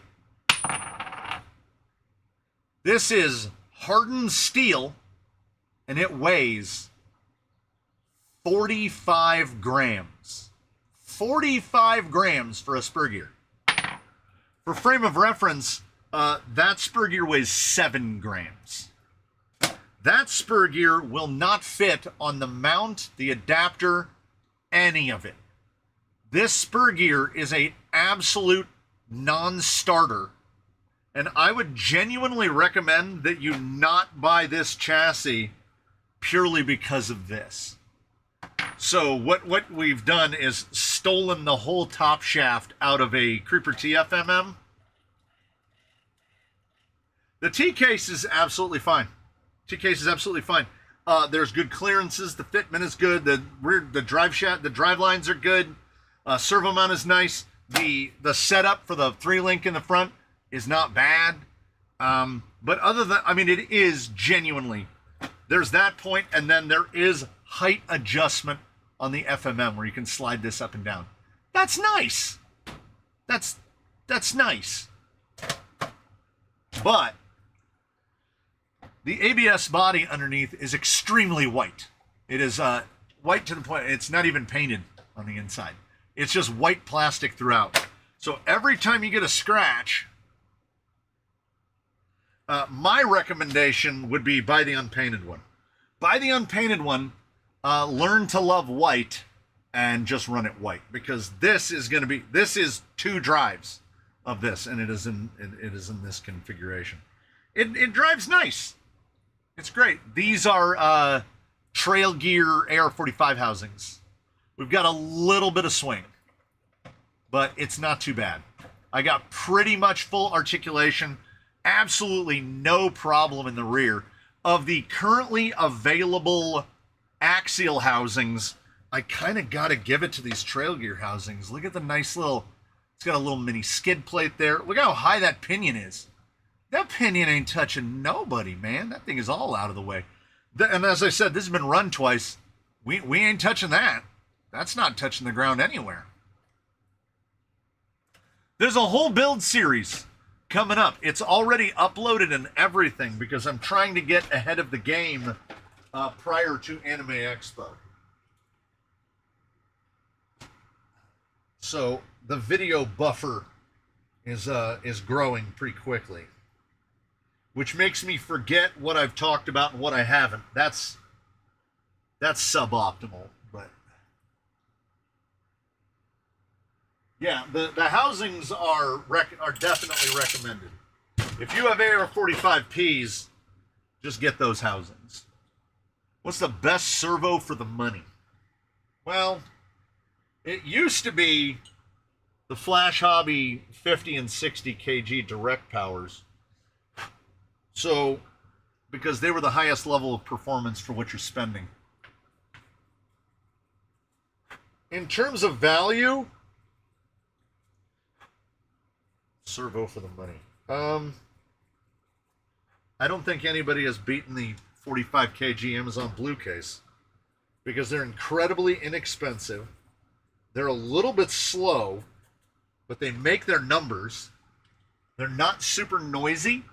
They don't seek for center. They don't do all of those things. And they're dirt cheap. You can get one for like 28 bucks. If you buy more servo than that, you're either buying speed, you're buying name, you're buying whatever, right? So the one that's in here, these Gotex, that's the 60 kg, the GB 6011MG, they're great. Absolutely great. When they're inexplicably on sale for like 40, 45 bucks, great. Nothing to really recommend against them. The Flash Hobbies, which have now basically disappeared in terms of availability, were absolutely fantastic because I have literally thousands of hours running those servos, and they've been flawless. The single example of a Flash Hobby servo here that is dead is the one that I physically wore out mechanically. It actually wallowed out the pin that guides the center gear, and it would keep breaking that pin because the gears were basically slopping around under torque. There's two little holes, one in the case and one in the cap, and it wallowed those holes out, and the servo just kept killing itself mechanically. It got to that point after about 1,000 hours of operation. Not too bad for a servo for $50. You do like a faster servo. If you want a faster servo, any of the Gotek direct powers will be great. They're getting down into that 0.11. I think this one's 0.11.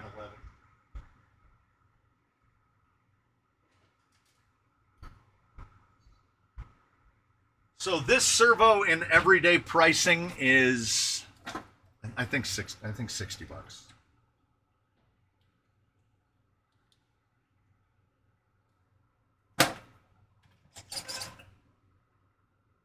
It is quiet. So this is the Gotek 60.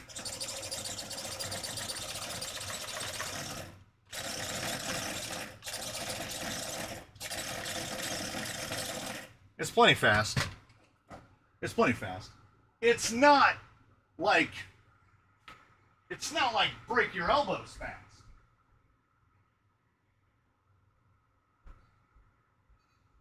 Because if you spend, I don't know, what are we at, 50% more money?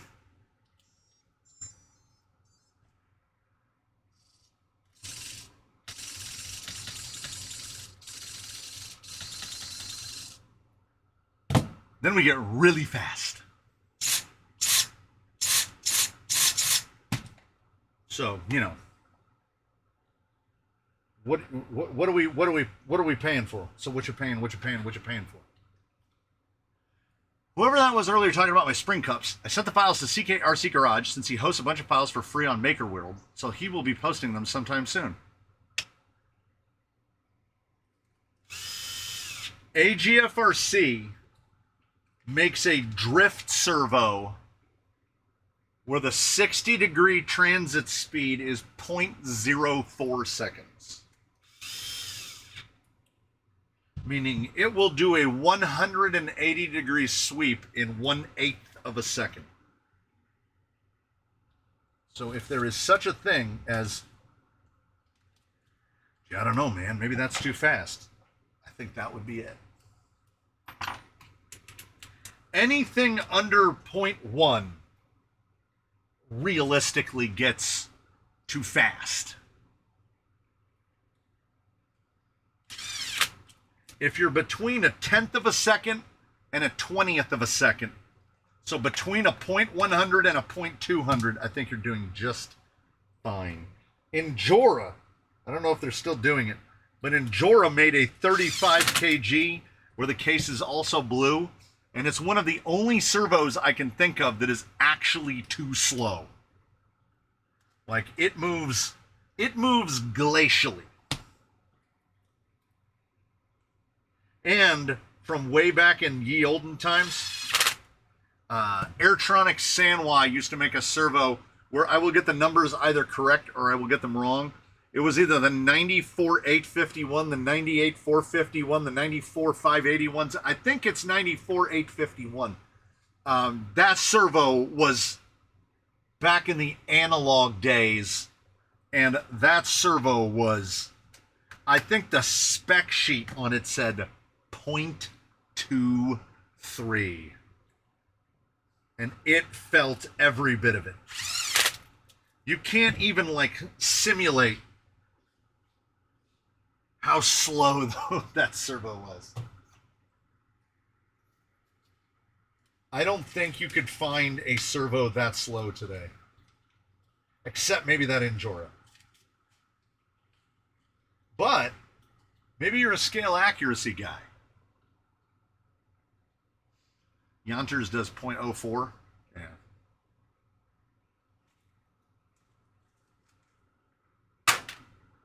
Manganese. Anybody need any beadlock hardware that I'll shove in a drawer? Never think about again. That's how we do around here. Wait, is this plugged in? Is this turned on?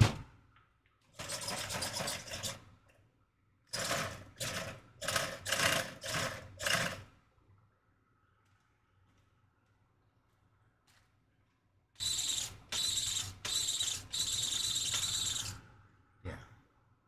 It's, you know, it's 50% more expensive.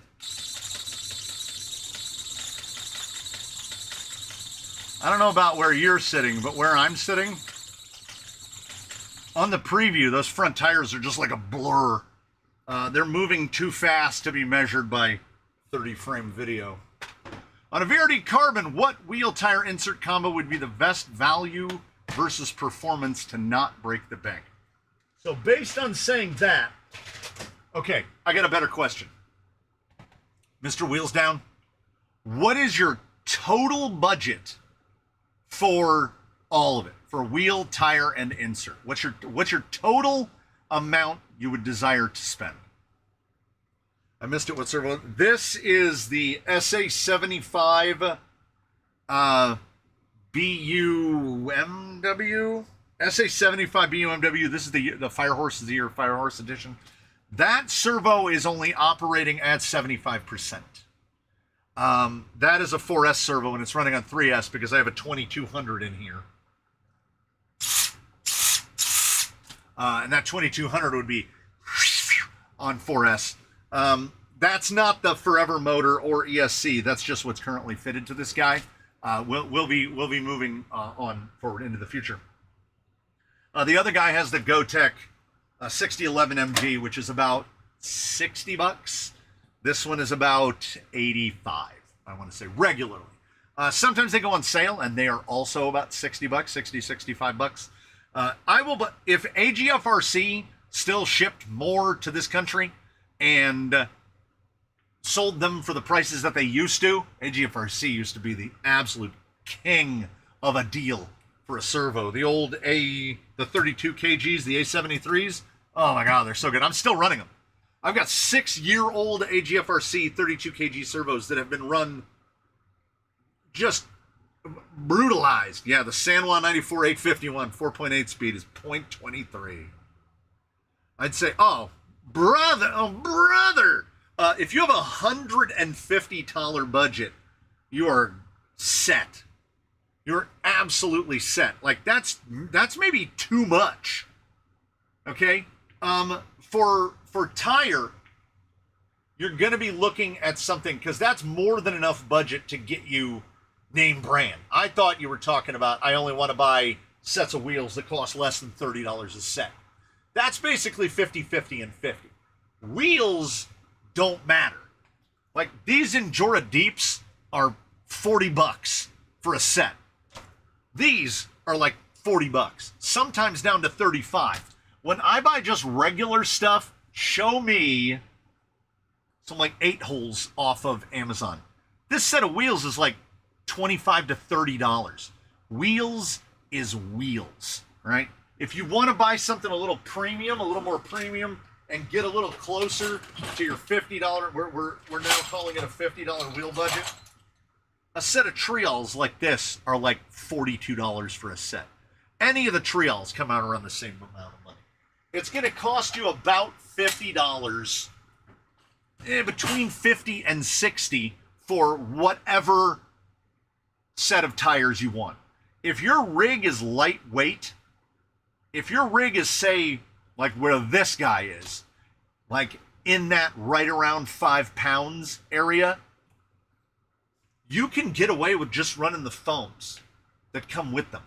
You can decide later on if you want to upgrade to dual stages, if you want to upgrade to 3D printed, if you want to run silicones to bring that weight, whatever you want to do.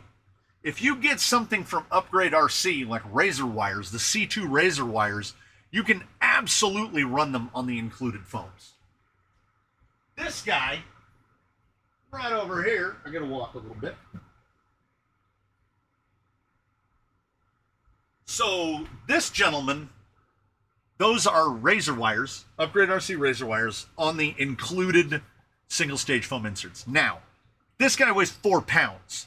So these foams actually feel at times perhaps a little bit over firm.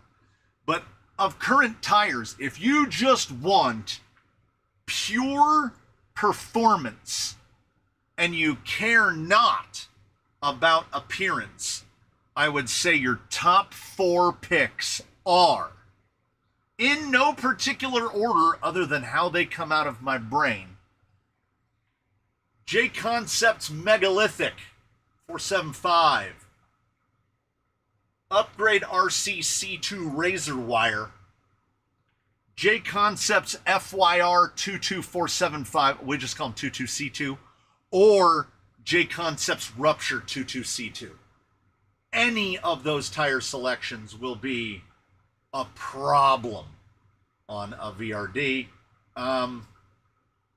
VRDs around here, I don't really have a strictly built VRD. I would lean towards Megalithic just because they are known. Megalithic or Razor Wire would probably be the top 2. And then the FYRs. If they had this tire in that exact aspect, that's what I want. I want that tire that size. Partly because of cosmetics. These guys are effectively, we've got a half an inch. So this guy's a 313, this guy's probably like a 328, right? Like, look at what those look like. It just looks like a lot of empty space. And then look at what those guys, chunky boys. But yeah, 150 that's a massive wheel and tire budget. That's massive. This guy is on Punk's carbon fiber wheels and razor wires, and this is like 125 for all 4. So this is FYRs on their factory inserts on these wheels. This is probably $90. Pro X and these, I mean, just as another comparison, this is probably, again, stock insert, probably about $90. So I was expecting you to give me a number like $60. You were like, I don't want to spend more than $60. And then we were going to have to get creative. But as you threw down 150, you can get 2 full sets for that.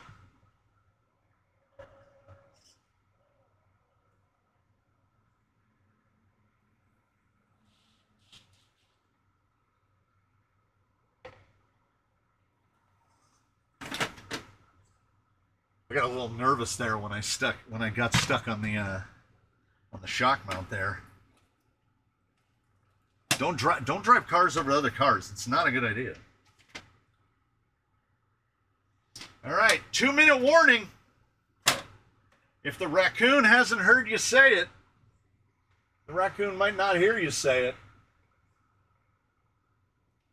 And then he has threatened the Shadow Realm.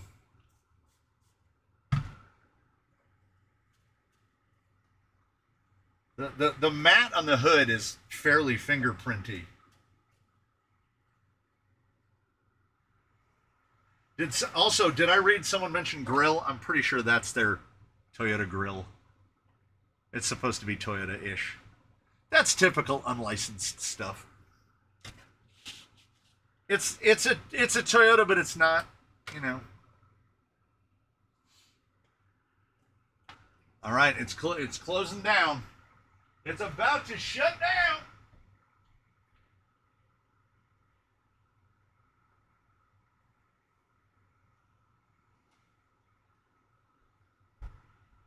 Which means I'm going to be getting some free spots on my vehicle rack. I'm not saying that I'm not looking forward to that, because I'm 100% looking forward to that. I'm also not saying that there are too many vehicles in this building, because there's the stuff on the bench right now to build like 3 more.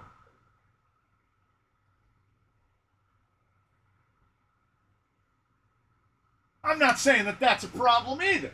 I mean, it is. Like, space is inarguably finite. We're trying to make the best out of the space that we have. Never enough vehicles. True. Toyotish. Nice. It's only too much when you have to build another building to store them all. Then I'm definitely closing in on too much. What radio is this? Oh, it's this guy. Let me guess. Did I forget a battery in him? I probably did.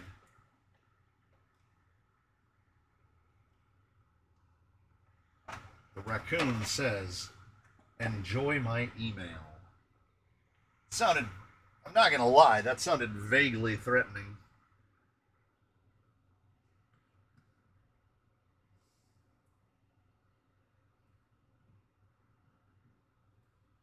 Here's the giveaway list. No doubles, because I am the best in the world. I put some fun things on the list. They are all followed by a series of exclamation. And yes, the Jack Daniels has been very enjoyable while doing this. Oh my God. That is a list.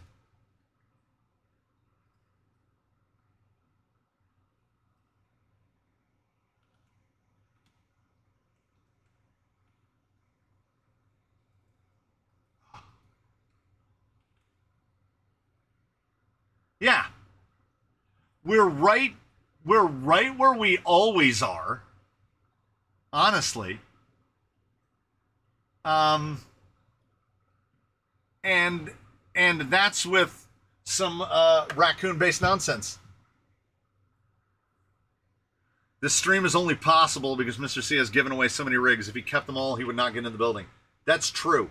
I think that my giveaway has to be getting up close to and or around 24, maybe more. Like every time I think I've got a finger on it, I remember another one that I gave away. I can't actively recall how many I gave away last year. But wait, it gets better. I can't remember how many I've given away this year. But I know we've done a double 2 months this year.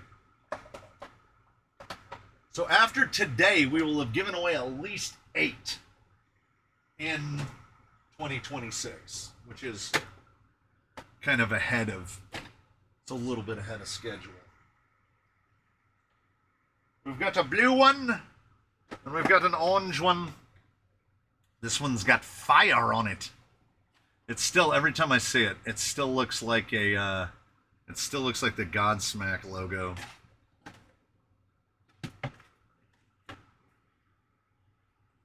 And they are outfitted basically the same. There's been videos about it.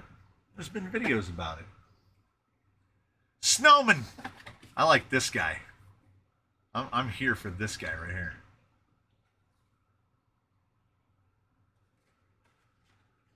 It's good stuff.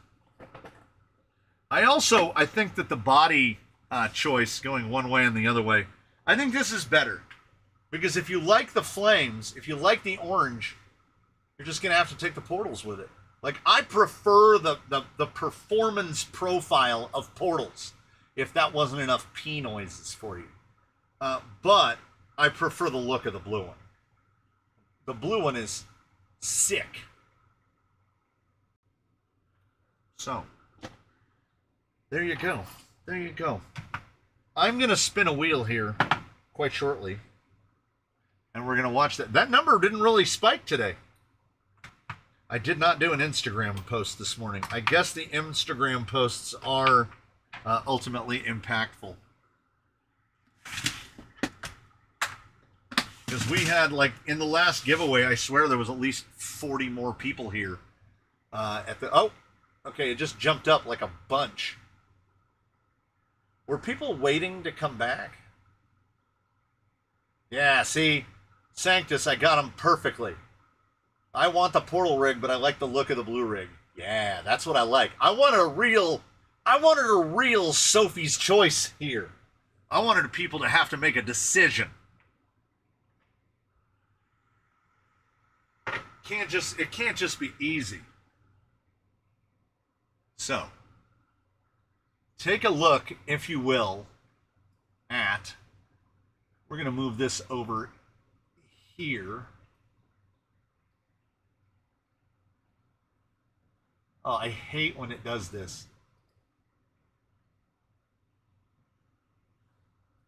Sometimes when you drag from one screen to the next, it doesn't resize the screen down. And then, like, it's doing it again. This is, okay, just for a moment here. This is what I'm looking at. So the web page is like 3 times the width of my monitor. And I'm going to wrestle with it until we can get it to center.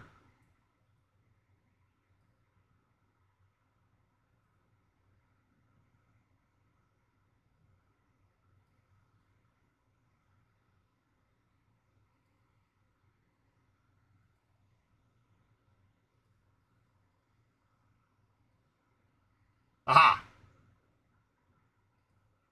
Aha! Can't beat me! Figured it out. All right. There are 106 entries on the wheel, and a number of them are raccoon-fueled nonsense. We wouldn't have it any other way. We know that the raccoon is hoping that it lands on some nonsense, like, ha ha, you're all losers, as it says.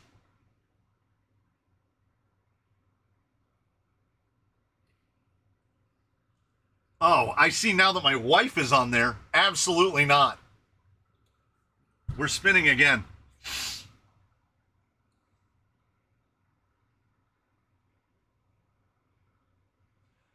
Just kind of scrolling through.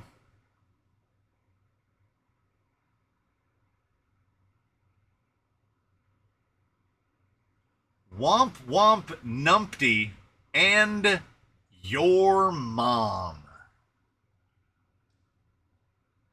I can hear Try Again Raggedy Man in Amy Pond's voice.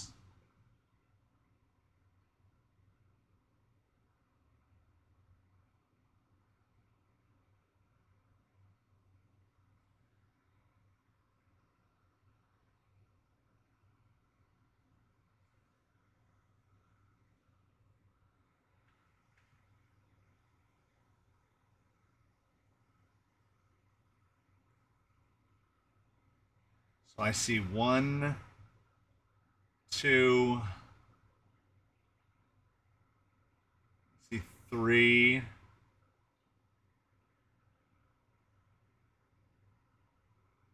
4,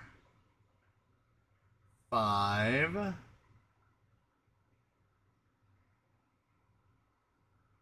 6,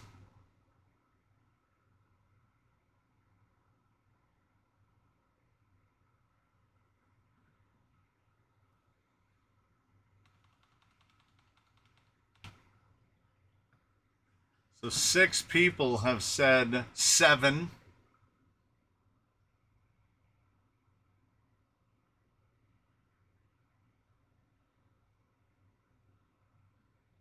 I don't think anybody was in here 3 times. Nah, he's only on it once. He's just messing with the raccoon.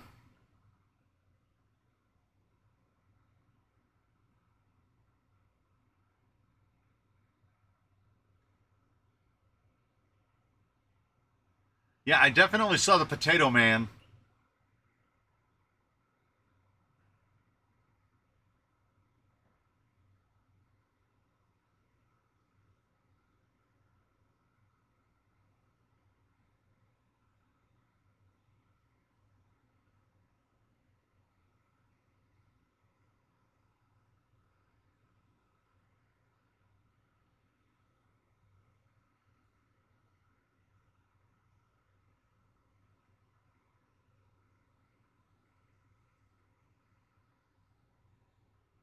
So,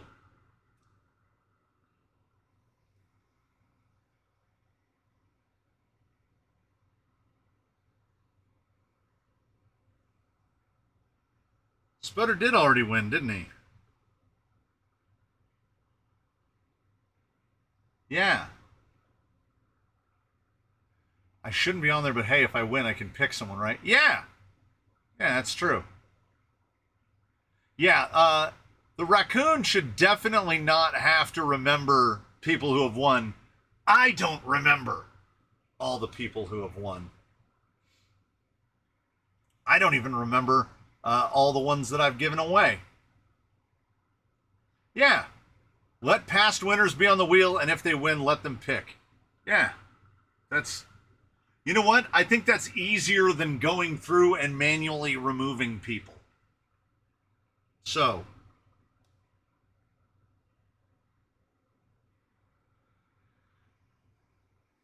so what is the raccoon like?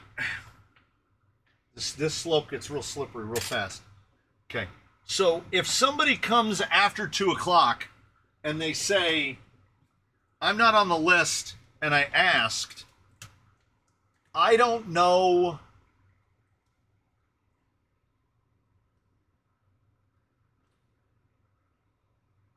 I don't know who actually asked. Let me see. Where do we start about this? So it was right about 2:05.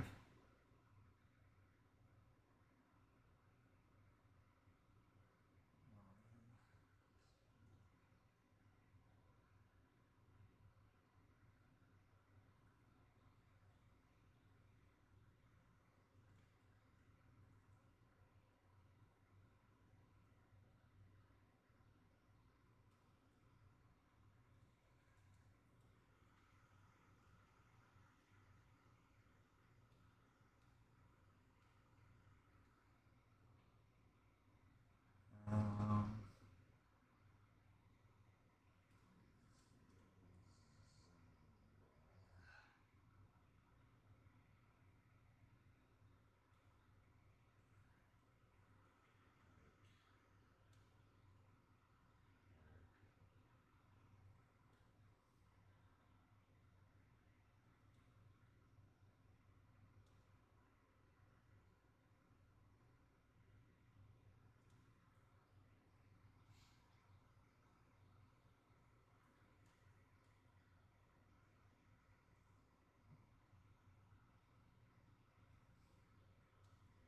don't mind me.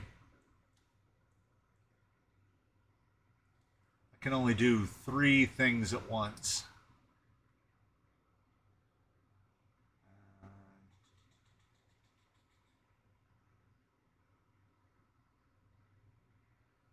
Did I write that down? Yes. Can you scroll to S?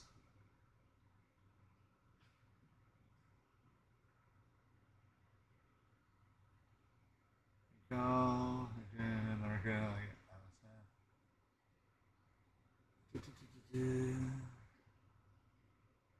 Okay. Oh, I didn't realize you guys weren't looking at it. Haha. He said, "Can you scroll to S?" And I was like, "Sure." Okay.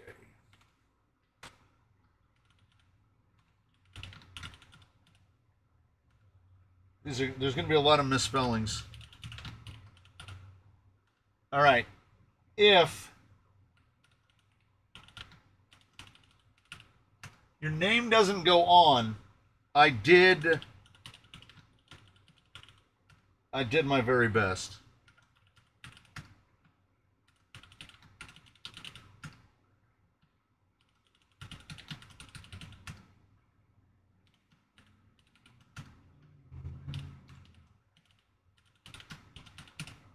All right. That's everybody that I saw. I went back to where people started complaining about their names being on the list, and I added them.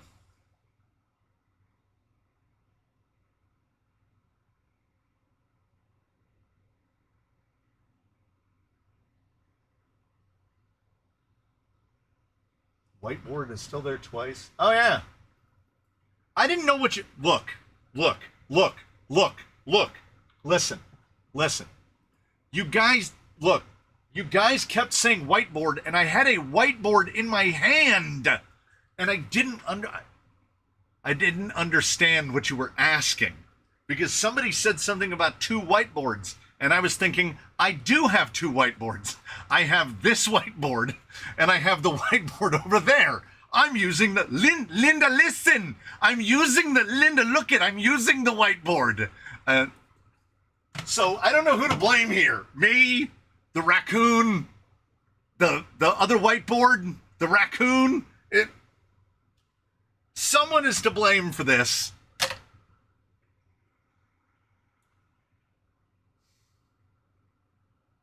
All right. We're gonna do the do. I will blame the other whiteboard.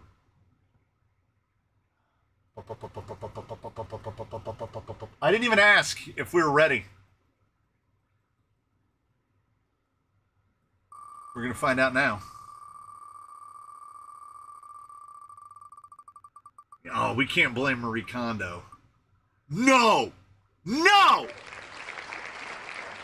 Do you see who it's right next to?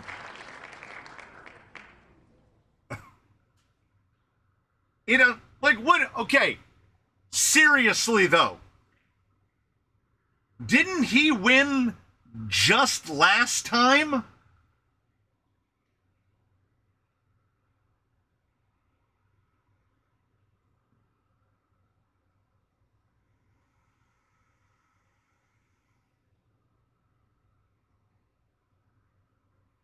So, like he did win last time, right? Either last time or time before.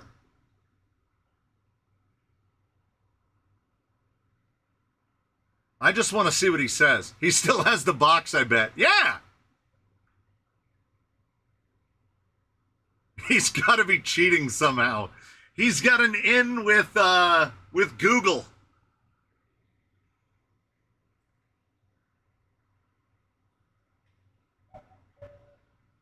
Yeah, I think he got tank. Right.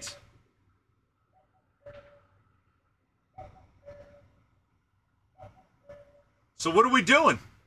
What are we doing? Is he picking? Am I spinning? What are we doing?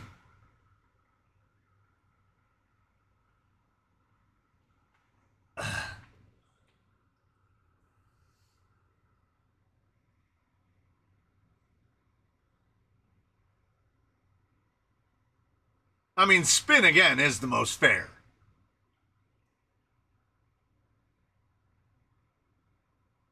We did say we were okay with previous. Wait, let me go back over here. We did say we were okay with previous winners picking, and as long as I don't have to pick, I don't care. But if it's spin again, I don't have a problem spinning again either. Wedges over curly fries is crazy. That's almost as hot of a take as Mr. Hurley not liking ice cream. I would choose Aaron or Stunod. Well, see, that doesn't. Letting him pick seems unfair.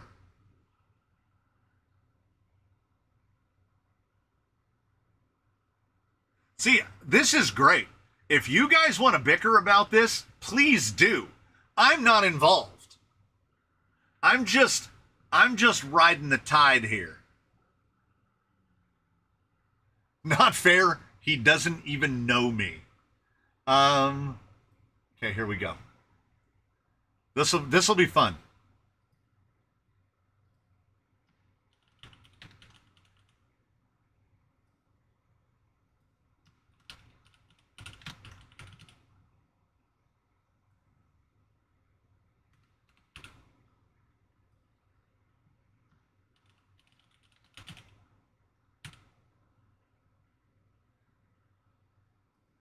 Oh, when did he?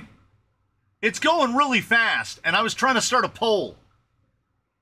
Spin again. Do I get more stickers? You can have as many stickers as you want. Okay, so then we're just gonna, well, it doesn't matter. Well, we'll remove it so it doesn't, oh my God. What if it lands on Chuck Hess? Then what do we do?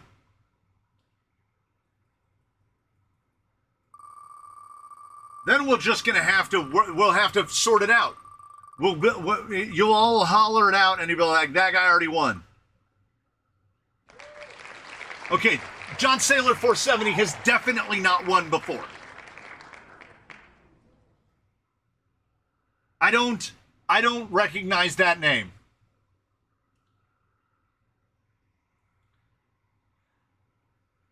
John Saylor says he's here, and he says, nice. All right, you don't have to choose. You don't have to choose now. You can say I want that one, or you can send me an email. Time for say 3BRC is out. The wheel is spun. He's out. Just got married this week. Wedding gift to me. Hey.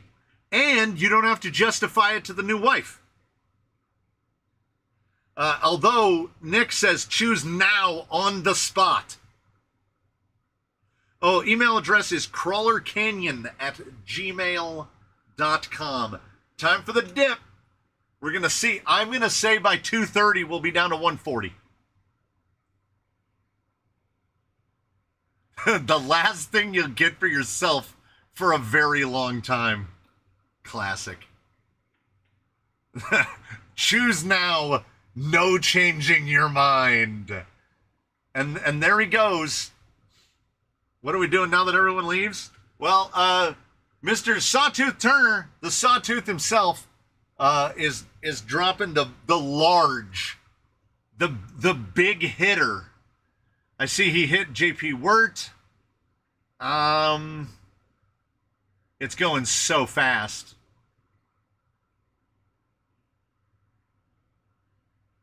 I think you should choose now so we know which one is going to 11 Charlie. Yeah.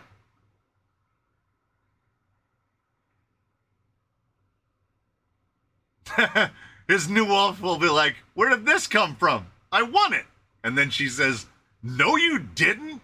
But he does have evidence. He can just direct her to this. At around the 2-hour, 15-minute mark.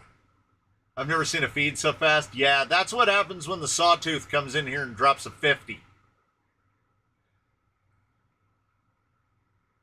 What are the other stats? These are stanks. These are Vanquish stances. So it is the, what does Vanquish call it now? A spec gearbox. Hey, Mr. Hurley with the 5. They are both fitted with identical 40 kg servos. They are both fitted with Fusion SE power plants. There is an 1800 in the portal and a 1200 in the straight axle.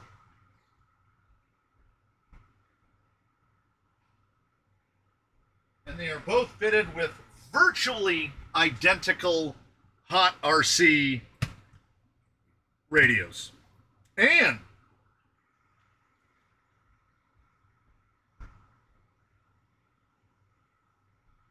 I dug through my bin, and I will include a cable, so that you can chart, because they're both running on 18650s. So it just runs on a single 18650. I will give you a cable as well. Oh, you know what? That's awfully convenient. Does that fit? I think it might fit.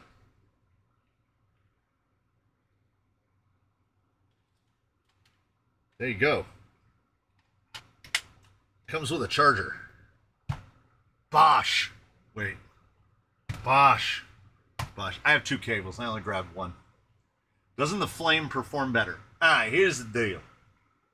Personally, in my preference, I prefer a VFD gearbox with portals. But performance-wise, they're going to be very similar. They're going to be very similar. And I think you can tell just by looking across the roof lines, the lower CG is this one. The straight axle is going to be a lower CG just by virtue of them being identical and this one having portals. So this one has more gear reduction. This one has a lower center of gravity. So where this one is giving, that one is picking up. I have a few portal, no crawler, non-portal. If you don't have any portals, for sure, I would say go with the straight axle. Yeah, big breakover areas, portal is the advantage. But if you don't own a straight axle crawler, I think the choice is reasonably straightforward.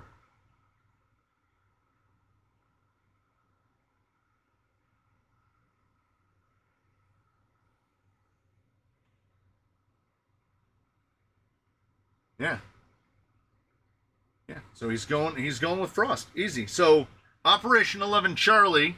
So this one will go over. Oh, just tell where in the world am I is this gonna be going? Just to prepare me for it. I think people have contributed about like $45 towards covering the shipping. I like portals, but straights are only my favorite, and I don't know why. They're almost more predictable to me, if it makes sense. Yeah, I like a portal just for the additional gear reduction. And also my course was a big part of it was originally built when portal vehicles were pretty much all I had. The two mods did really well. That's an ice choice. Yeah. But like, as Sanctus said, if all your rigs are one thing, definitely go with the other one. I agree. So, going to... threw that right on the ground. Going to Operation 11 Charlie tomorrow.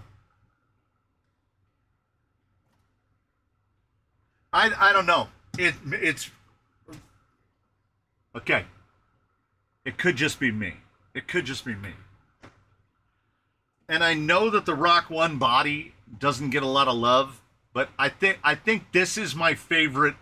I think this is my favorite one that the kid has done. I think this one is awesome. This one is awesome.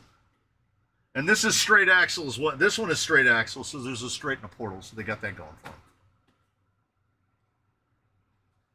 And he has said he is in Oregon. Hey, yeah, the $45 is probably going to cover it. Paint job is fantastic with the body. Yeah, the Rock One seems to be a love it or a hate it for people. I like it. It looks like a generic smushling, swirling of Fords, and above all of that, the fitment is perfect. I mean, it's designed to replace a Phoenix body, and it is lighter, and the interior looks nice. I don't have beef with. So he's in the Pacific Northwest. Does he have a YouTube? That's the question. Kind of like the Lloyd too. I don't know. I don't know about that. And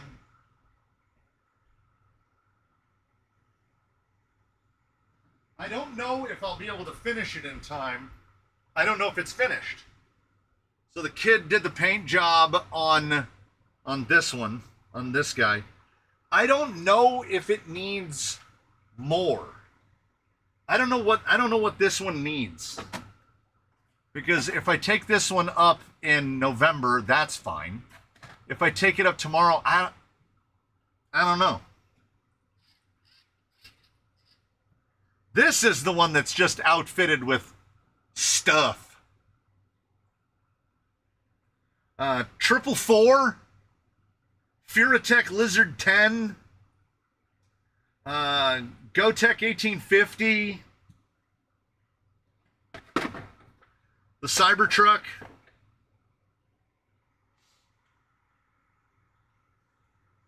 I think it fits. I'm good with it thematically. Like, I don't know. Oh, why does it have a square body grill? Here's why. This is the C10, as denoted by the rounded fenders. It came with the wrong sticker sheet. It came with the K10 sticker sheet. J Concepts losing it over there on that one. So I was like, like the grill, it's kind of not big enough. But I had to use what I had. So it had no taillights that would fit. The taillights were the big old taillights, and the taillights on this thing are those skinny vertical ones. So I couldn't even put taillights on it. It had absolutely the wrong sticker sheet in it. And for a moment, I thought I was losing my mind. But I was doing another C10. And when I cut that bag open, it had the correct parts in it. So if I had done the two out of order, if I had done the other C10 before this C10, this guy could have a correct grill, but still no taillights.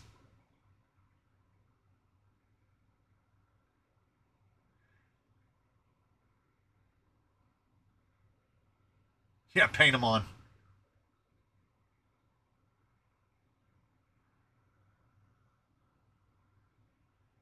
So, I mean, if it's just a matter, like, see, that's why it still has window masks on it, because I didn't know if I was going to put any more detail onto it or just be fine with it as it is. And the more I think about it, kind of the more fine I am with it as how it is. So that way I can take three radically different builds / appearances with me. I think it might be fine. Oh, did somebody asked a paint question, and I probably missed it. What was the paint? Was there a paint question? What was the paint question?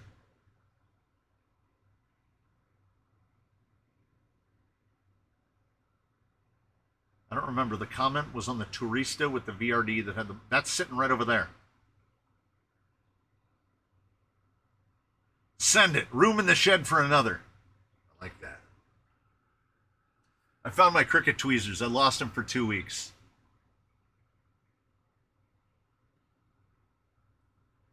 Not nearly the longest I've lost something in this building for. I lost the cap off my alcohol bottle for almost 2 years.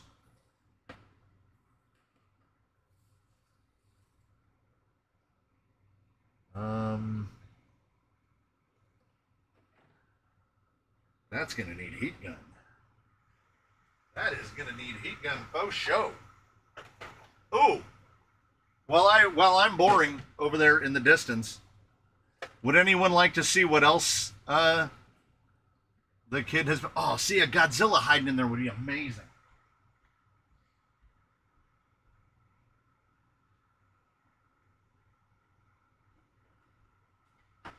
So while the kid was supposed to be doing, this one is definitely not a giveaway. This one already has a home.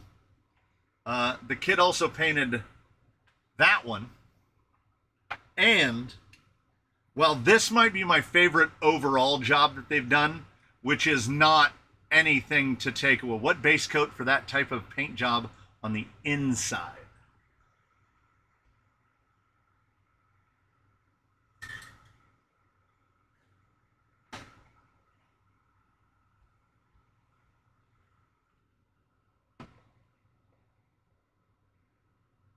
That's what was used on this. This paint is all on the inside. So this is all shiny on the outside. Can you guess who this one is going to? Do you have any guesses as to where this one is going?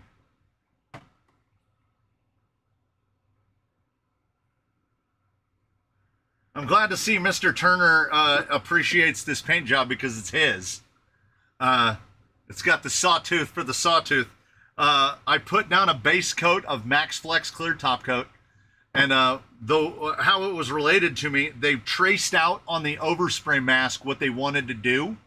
And then they used, I think they used caps from bottles and they dipped them in the paint and they did the colors, and they used different caps for the different sizes and then freehanded all of the saw blades. So I told them, get some kind of a saw theme in there. And this is what they came up with. And the only, okay, so look at all this paint. Like the blue one is over there. And then the cityscape, that whole thing. All of these bodies, all painted with the kids' work. None of them for me. So this is all inside. This is all traditional. So none of this paint do I get to keep. We were actually thinking about it. And Colonel Mustard, with the mustard one, with the mustard body on the roof. That's the only full body I have that the kid has painted. All of the rest of them have been giveaways. Leaving. Both of the other two that are behind me also leaving. So I told him one of my reactor bodies had better be amazing. Because doing all this paint and sending them all away. But they did do one thing for me for this one, because what I wanted for it was a sumo, and I went very simple on the paint. It's basically just two-tone, and I masked off the bumpers. So I paint them silver from the inside, so when they get scratched up, you see the silver. And then I had to cut my own grills and headlights, because Proline does that thing where they mold a grill and then they give you a sticker, and then the sticker won't adhere. On the Sumo, this whole thing is just one sticker, and there's no way. Even if you all cut them up, it wouldn't work. So I said, oh man, I love it. And they were trying to talk it down. And I was like, brother, like, you nailed it. It's perfect. I did outline him in black, because without the outline, he kind of just blended into the hood, but it's so good. That's the thing. They're like, I don't know why people want me to paint these. They're not even any good. And I'm like, what are you going to do? What are you going to do with this kid? So, this one tickles me to no end. Because if you're going to build yourself an OT6 wizard, you might as well put a sumo on it.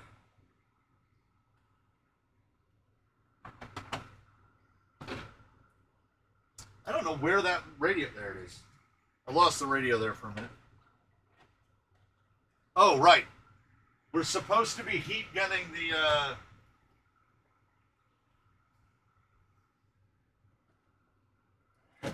Stay. We're supposed to be heat gun. These window masks is stuck. I really don't want to turn on a heat gun. We've been doing a really good job of keeping the temperature down in here, but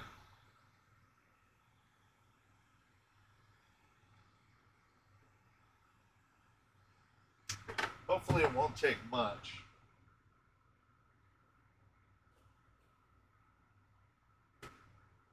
Oh, that's a lot of residue.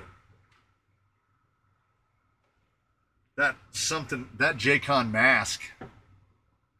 That's not good. That's not good.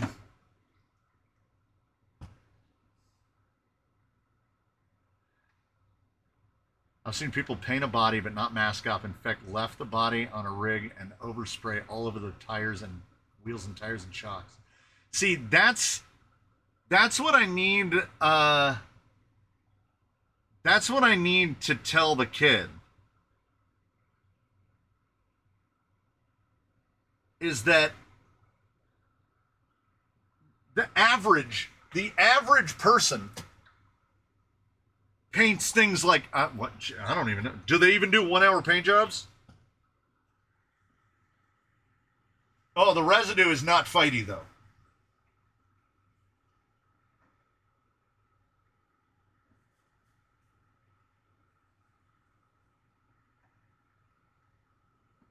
That comes off reasonably easy.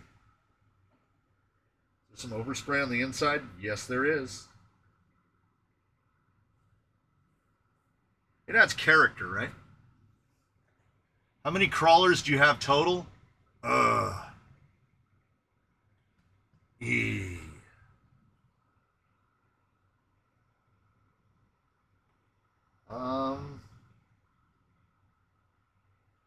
Okay, let me see.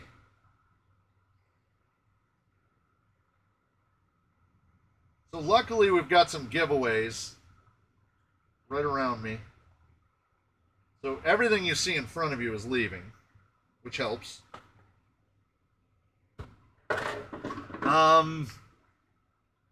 Test fleet is 6. Put them all on the bench. I couldn't even empty out one of the garages. Garage 1 holds 6. Garage 2 holds 12. Garage 3 holds 8. Garage 4 holds 8. Garage 5 holds 8. The wall rack 1 holds 10. Wall rack 2 holds 6. The trail garage holds 8, 14, 15, 16, 17, 18, 19, 20. And then we've got the wheelie rack, which has room for 12. So I don't know. I know that including stuff that isn't fully finished, there's currently like 100 in the building. But like I say, nothing in frame lives here. This just got given away. These 2 go tomorrow. That one will get mailed. Hopefully, I want to get this in the mail on Tuesday as well, because I just remembered, I think I have a shipping label. I do. I've got a sawtooth shipping label that was printed in December. So that one's easy to do. Frost needs a Canyon sticker across the back window. Why? I will throw some stickers in there.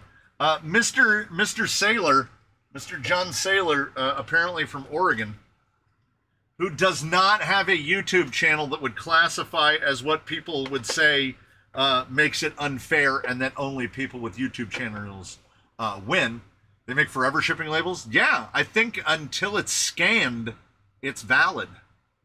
Well, I'll find out when I go to the UPS store.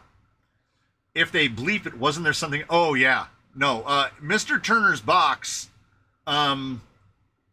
also has to have all of the other stuff that came off of this, the body, the tires, all that stuff. So he's going to have a little bit bigger of a box. His isn't boxed up yet because I haven't found the box to put it in yet. We'll get to that.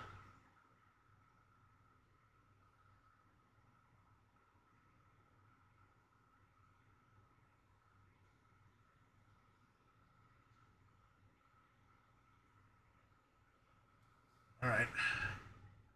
I signed one. Have you ever seen a hailstorm in California? Yeah, but not like what you guys get. We've had hail here. It's hailed at the house. But the hailstones that we get are like, geez, I'm trying to think of a vegetable. Smaller than corn, like really small. We've gotten hail, but like they hit the ground, they bounce a couple times, and then you watch them go and just melt away. Can I bring some with me tomorrow? I absolutely can. I will do a. I will throw a whole. I'm bringing Bruce. Even smaller than ice cream dots. Henry with the save, yeah, like ice cream dots, like Dippin' Dots. The size of Dippin' Dots. Is it weird that we basically all know what Dippin' Dots are? So I will throw a whole spool up on Bruce's roof because Bruce is coming with me. I think the charge cable is in the fire radio. Is it? You're correct.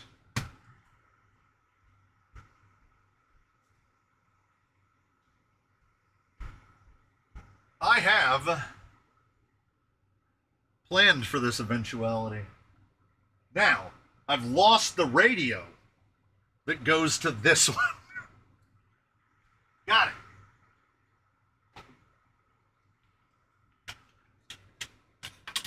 And I did this to myself. I know of Dippin' Dots, but I've never had it. I think I've had Dippin' Dots once in my life. And I went like this. It's more like it's about the experience of it. Always frostburn my tongue with Dippin' Dots. Yeah. I think that's part of it. Have you ever had something in your mouth that you would classify as too cold? That's Dippin' Dots. Okay, I'm gonna try a side window, and I'm gonna try more heat first, because that bad dog did not want to come off.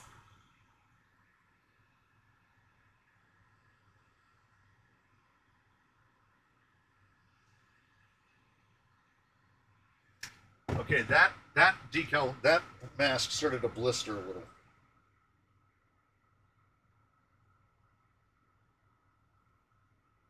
Oh yeah, that's the Pro Strat. It's still left a tiny little bit of schmutz. To be fair, this one did get, like, its base went down before this one. So it's been hanging out up on the rack. I think might be the most capable FCX10 in the world. I would love to ship it to you and see them on your course there. How does one apply for the Teresa's program? You send me an email, and I will send you an address, and then you will figure out the most economical way to ship it. At least that's my recommendation. Just find out the cheapest way to send it.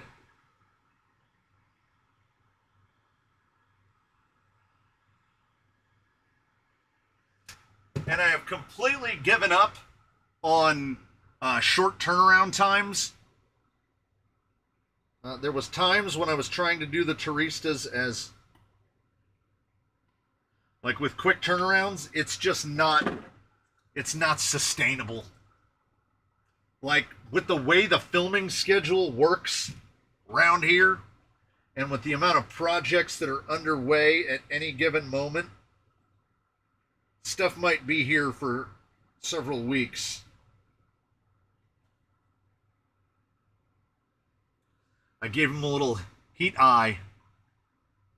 Heat gun got a little too hot right there. Let's maybe not as much heat on the back window.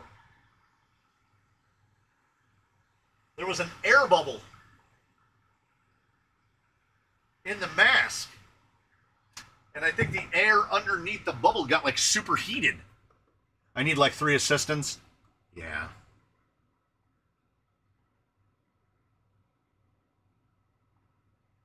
So here's some, you know what? That left a tiny little bit of residue right down at the bottom. Don't care. Ain't care. Ain't care. It's getting out of here. Let me tell you something. Let me give you an idea. Yes, the Mr. Sailor from Oregon is getting frost. Operation 11 Charlie is getting flame. I need 3 assistants at the minimum. I need someone to operate my 3D printer, plural. I need someone to operate my 3D printers at all times to print all of the cool things, like spring cups and all of those wonderful things. Print those for me full time. I need someone to do rig prep and maintenance. Should have had more kids. That's a terrible thing to say to someone.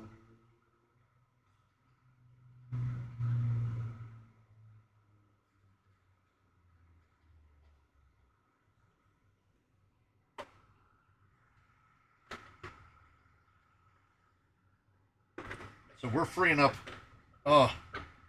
So Mr. Knudsen picked up. Do you remember?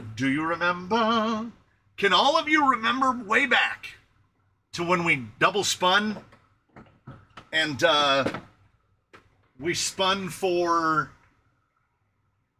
the Vanimal? I handed the Vanimal to Mr. Knudsen today.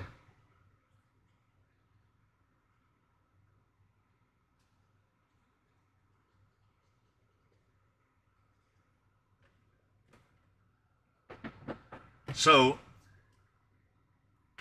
2 are going to get boxed. I had no kids last night. They were with another family. It was bliss.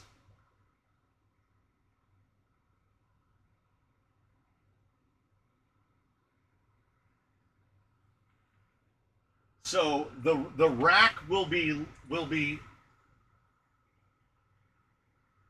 5 rigs lighter after tomorrow. Oh, and Betty is still here, but already boxed up. Going to the guy, to Matt. Matt sounds right. So on Tuesday,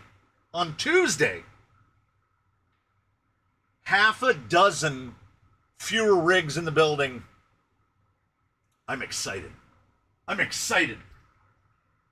They're going off to Forever Homes. It looks so empty right now. But I have to set them all back in place until I Did he just start crying? My 16-month-old has recently become obsessed with tiny toy cars that go slow, and I'm beside myself. Nice. Yeah, room for more. Not just room for more. Like, this one still has a spot because I'm going to have to probably fabricate a box to put all of the stuff in. I don't have a box that is the right size. So that has to go over there. But since this guy was built, this guy has never had a spot to hang, a spot to park, nothing. He's been on a piece of vinyl fencing that he's been resting on as a skid. So for the first time in his whole life, the Punks has a place to park.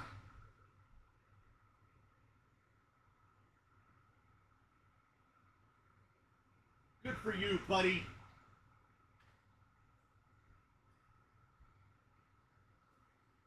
Yeah, see, if those radios weren't marked, I would have confused them already.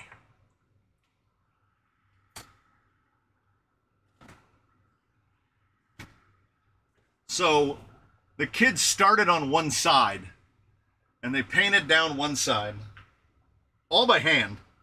Everything is by hand except for the base colors. I did a base coat of gray at the bottom, blue at the top, and then the kid was like, the colors don't seem right. So then they hand painted everything down the sides all the way around, except luckily the grill was already on it. So the rear is just cityscape all the way around. And after they had finished one side, they started to do the other side. And they came to me and they said, I've made a mistake. And I was like, you made that choice, man. That's on you. How do you choose who gets to the ones that go tomorrow? I just hand them to the guy at Operation 11 Charlie, and they can do with them what they will. If they give them to people, that's great. If they auction them off, that's great. Whatever they want to do. So these three will be going. This guy, and this guy. And in further clearing out the equipments, these aren't just ARTRs, these are full RTRs, and that I dug through the bin. None of them are puffed yet, but they're all getting identical CNHL blacks. I don't run 1500s much anymore. You can see I used to run them quite often. These guys are probably all in the like 30 cycle range. They've all got radios. They've all got batteries. These are full RTRs. The only thing they're not getting is chargers, except in the event of the Hot RC, which does come with a cable to charge it. So that's where those three are going. And then I'm going to build at least 2 more for Operation 11 Charlie to give them in November at Proline by the Fire. My intention with most of these were going to be sitting here for months. So I know it's going to be as hot as an absolute blast furnace tomorrow. The temperature is holding, it is still, this live stream started at 81 degrees. It is still 81 degrees in here. That's the dream. Like we're keeping it on the level. What is Operation 11 Charlie? It is a veterans group that helps veterans via this medium. So if you're ever out in any big crawling event, and they do a bunch of events of their own. So tomorrow at Horseman's in Apple Valley is a Crawlers and Coffee / Operation 11 Charlie like meet. So it's a whole thing tomorrow. There's going to be like competitions and, you know, gated courses, the whole deal. I'm not there. I'm not there for that stuff. I'm there to hand these off. I'm going to drive the big man around. I'm going to drive big old Bruce around tomorrow. That's how you know I'm there for a good time and not for a competitive time. Because if Bruce shows up, it basically means we're just goofing around. 16 pounds of fury. Operation 11 Charlie is most notably the thing that Mr. Hurley should already have contact with. It's hit 100 degrees already today. Yeah. Oh, I'm logged out of it. I was going to say I should check the weather app, and I could tell you. Yes, Bruce is fully repaired. There is I decided to do a whole video on it. I did a whole video on it. And I did a very... I would almost classify it as a bougie thing. Okay. In the video, I talk about how I've done a thing in the past, and I would do it again, which is the box of screws from Traxxas, the conversion, the screw kits to go to stainless steel. It's not the most economic way to do it, but it is just an absolute time saver, right? It saves you so much time. The IR60, as configured with a 2200 battery pack, weighs 6.15 pounds, which is alarmingly light. It's not this light, Whee! It is alarmingly light for something that has a hard body on it. I thought for sure that thing was going to come out like heavier than a Phoenix. 6 pounds for something with a hard body is properly light.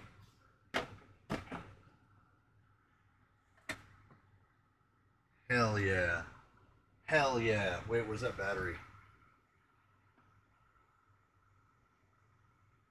Even with the paint, he's sitting at 2078. And I mean, it was just coincidental that when we weighed him in the video, this thing it hit the scale at 2077 with the pack in it. So he's 27. That's close enough. 1 gram out of 2077. He's perfect. He absolutely lives up his name. Yeah, I'll take the boat out to Horseman's. No, I've got something better. I need to clear off some space on the bench. It's getting proper ridiculous. I haven't put any of the rigs back on the rack.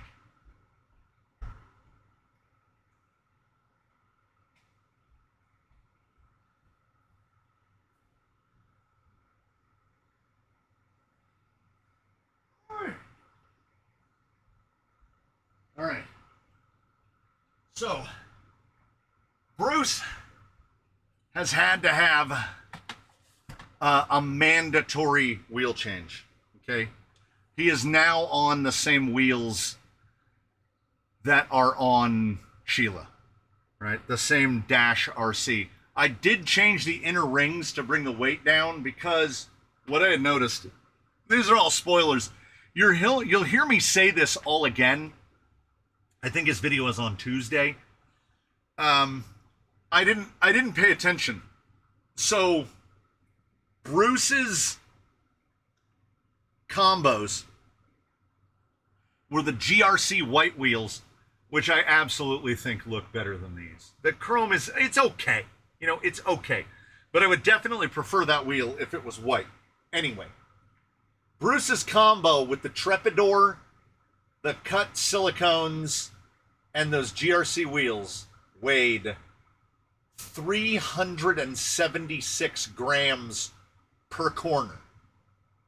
So that is 1.5 kilos of wheelos. And that might be too much.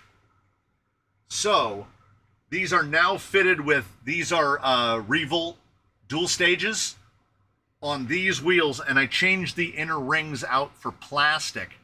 These are 245 or 248. So he's down to a kilo of wheel. So Bruce lost 500 grams. Bruce lost over half a pound in that whole deal. And he's on custom rated 3D printed. Now he hasn't driven on them, so we'll see how they do. But you will recall a moment ago when I mentioned the Traxxas method, I went on Amazon, and if we grab the bin that says Bruce and Sheila stuff, would everyone like to know how I fixed Bruce's axle? I went on Amazon and I spent $116 and bought a pair of axles. And I just stole all of the pieces, the knuckles, the kingpins. I just stole all of that stuff off of this axle housing. So he's got brand new, he's got an OT6 ring and pinion in there. He's got all brand new parts here. Everything was re-thread locked and put back down. I stole all of his hexes off of these and put them on there. And instead of using the widening adapters, these wheels have better offset than the GRCs did. So I'm just running 18 millimeter hubs. He's just running normal hubs now. So he has full steering. I drove him around on the ground outside. He's got steering again. The suspension feels very stiff and very fresh, to where he'll lift a wheel up in the air and you're like, oh! because it's basically like he's fresh built. It's so over stiff now, but that's how it is when you do the build refresh. I would do it again. Also, with what Bruce has cost so far, what's $100 in axles? You know, I ordered the shafts too, the input shafts. I have fresh input shafts. That ring gear like a 3/4 inch washer. It was crazy.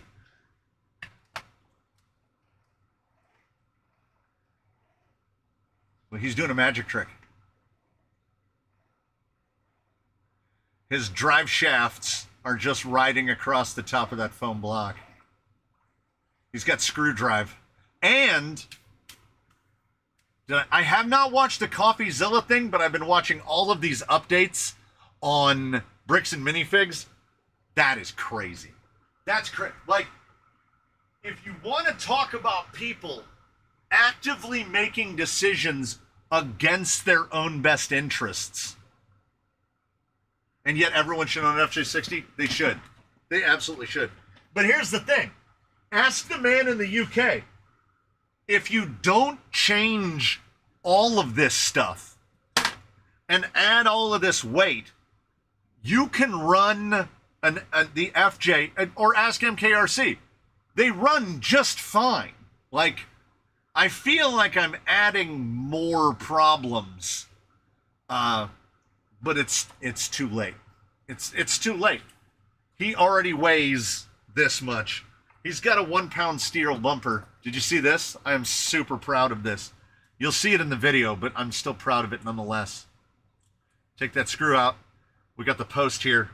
Bruce can tighten his own wheels at all the time.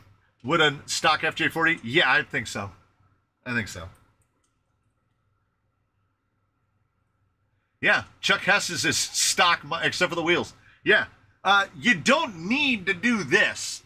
The customizability of this, though. Oh, by the way, Merchant Metal Fab is coming out with a leaf conversion for this that turns it into an absolute bucket of slop.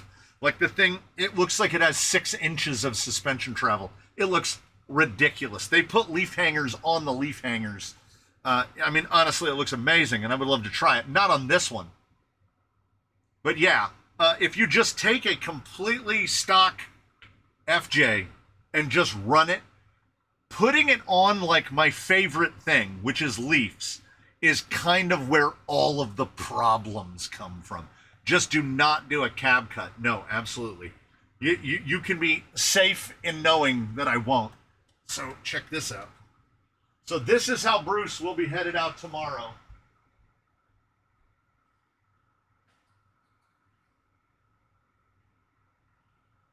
Let me see if I can So now the rims don't match as well. I once again modified parts from multiple trailers to make this big dog. Is that a Bruce appropriate trailer or what? And then to get your weight bias right, you put your Lizard Wizard out there on the back, and then we've got a hook, and we hook that over the back of the chassis like that. That's Bruce has become a bucket that you just throw money at. That's not incorrect. But Bruce is a guy. What a solid guy. He's got batteries charged. I've got 3 batteries charged for the Lizard Wizard. I've got to remember to put I don't want that one, it's open. We'll take an unopened one. Take a brand new one. Shout out to sheetlabels.com for whoever didn't do the math right. I still have these. See how it says 112. There's like 400 stickers on there. So it's definitely not 112. We're just gonna just like that. Bam. Ready to go. I can hand them out to people. I would like to find the front bumper that Bruce has, though. I made that out of steel. You know they have scale tie downs? Do they? And I think that's probably what it is. It's probably closer to 112 feet. I've just been wanting a lighter crawler build. Lightest I have is my Coyote, which is at 2842. Oh, well, you're already getting a lighter one. Your Coyote is no longer your lightest one. I don't remember what it was exactly because I filmed that video a while ago. Frost is 2200. 2200 minus a battery. With a battery, about 2375. Which is not even getting into the lightweight territory. Honestly, if you want to build a lightweight, the reasonably economical way to do it is Punk's Anarchist. Go Punk's Anarchist. Could have picked him up, I guess.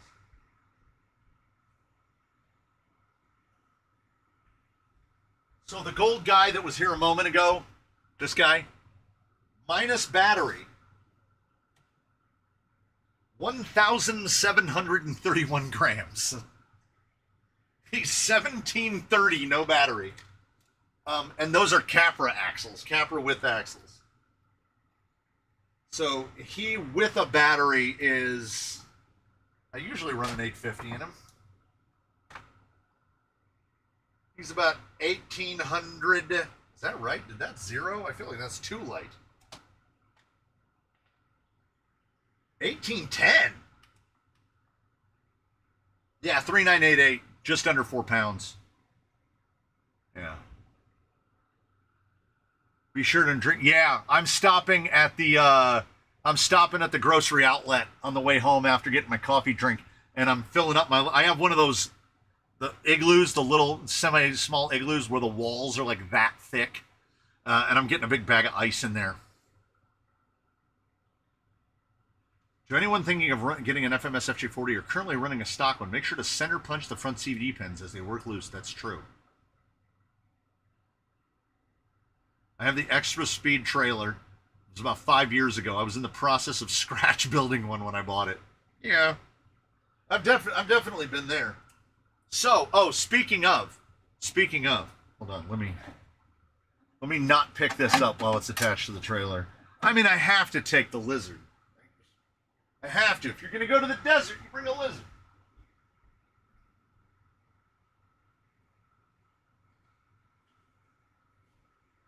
So I've no idea where this falls on the easiest way. Just give it a lift. Just pops right out. That's just a hollow ball. That's an Element hollow ball. And by using a ball stud, it allows me to just thread any rod end onto the trailer. So if the rod end starts to get all loose and wobbly, also this actually genuinely helps. The fact that that can bobble around like a desert lizard. And that lizard is fitted with desert lizards. So, this is still a ways off because I haven't ordered any of the other stuff. But we've got the sides. These are in 2.2. So when this is finished, it's going to be on 2.2s. I don't know if I'm going to do 22C2s. I don't know if I'm going to do LPs. Like, if they come out with FYR LPs by the time this is done, we're doing that. And then underneath is, we're doing a second one. We're doing Green Anarchist. But this one is going to be Portal. This one is going to be Portal, and I have not decided. I've made no decision as to whether it's going to be Capra width, if it's going to be like F10P style. Wait, do I still have my... No, I think I used them. Yeah, I've only got I've got 10 Pro straights. I used my 10 Pro portals. I got a bunch of element axles. What do I have? I got Mias. I got nylon portals. I don't know. I think it needs to be offset. Do I still need Trail aluminum rings? I do. And they sent me some breast cancer. I guess they're doing these for charity coming up. I don't know where I'm going to put these, but that is pretty cool. That is pretty cool of them. Those stickers got a little those stickers got a little murdered by the packaging ring. RC6GS. I did put GR menu TH lower, so now even with higher KV motor, you can get more feeling if you go at like 60% throttle. Yeah.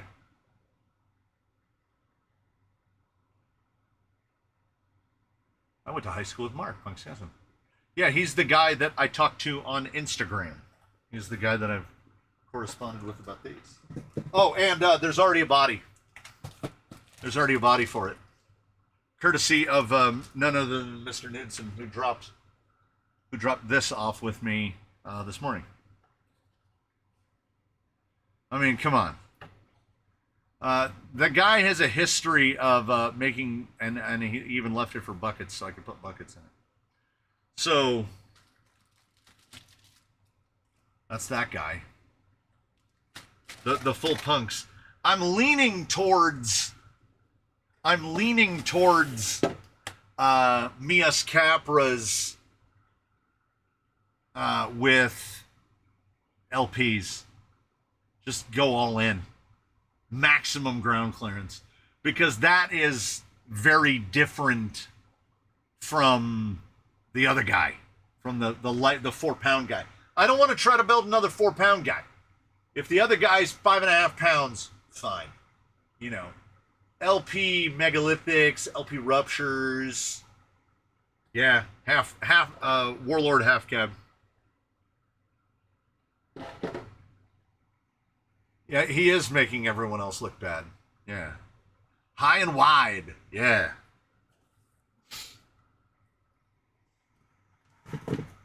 Yeah, I agree. Punk's military needs grunts. The problem is all the grunts are tiny. That's why we'll just go with like ruptures.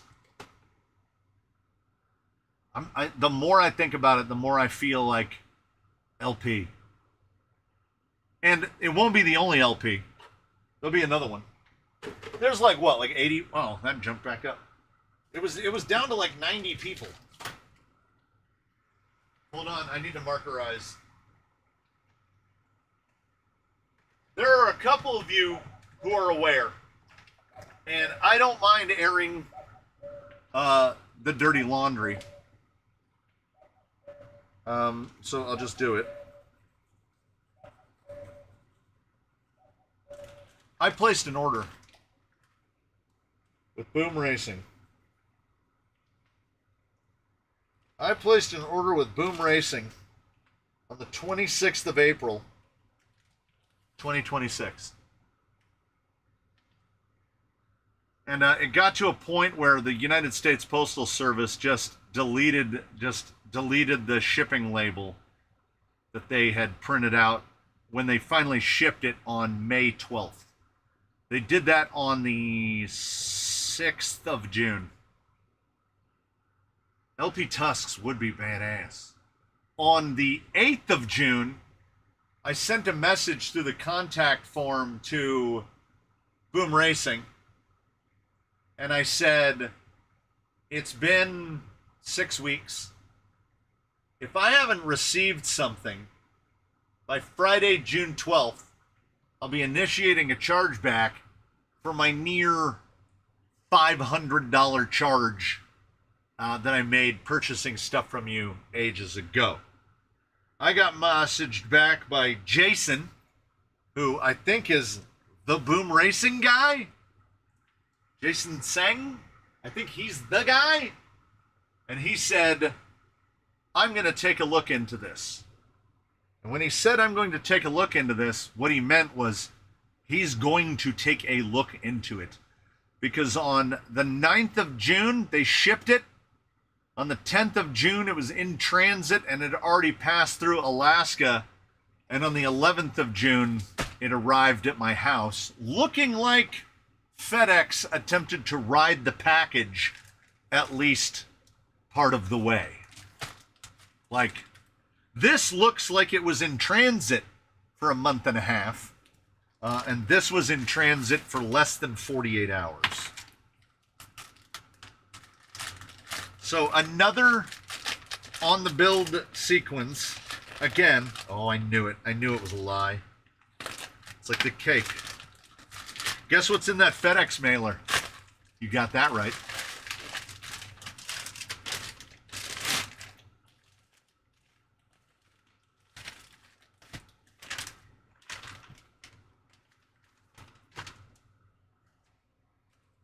The double unbagging.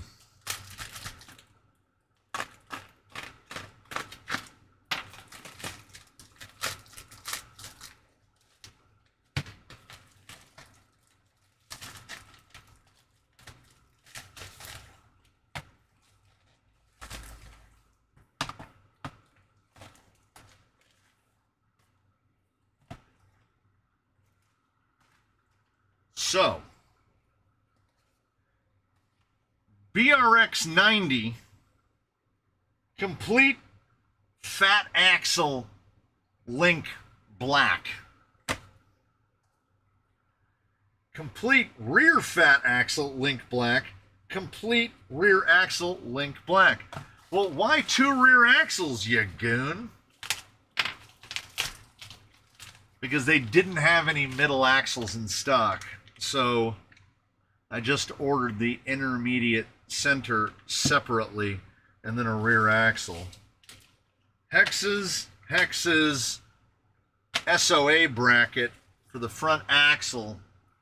I wonder where he's going with this, though.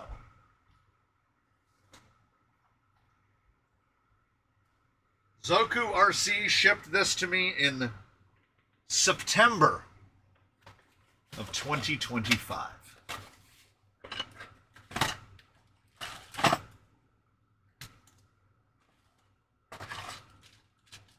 There's all the bits that, I'm not going to need some of these bits and bobs because we're going servo and axle, and we are going the complete opposite direction of the CCC 1.5 as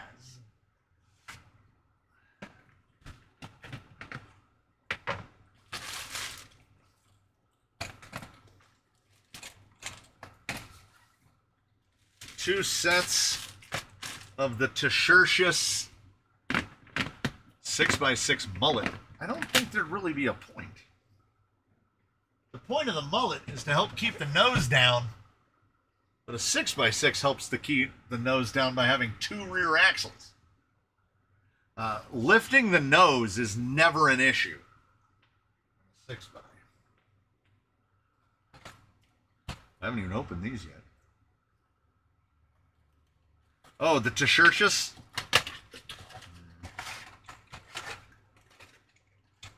Calm down, Tertius. Yeah, boy! Those are some fat boys. Look at that satin. For whatever reason, these were like $40 a set when I ordered them. Under $40 a set. Because I didn't want to spend like $150 on wheels for this guy. So I was like, I need to find something cheap. And they were like, these Tertius are super ass wide. And I was like, okay. Two sets of those. Those. I think these are the rest of them. Yeah. Those.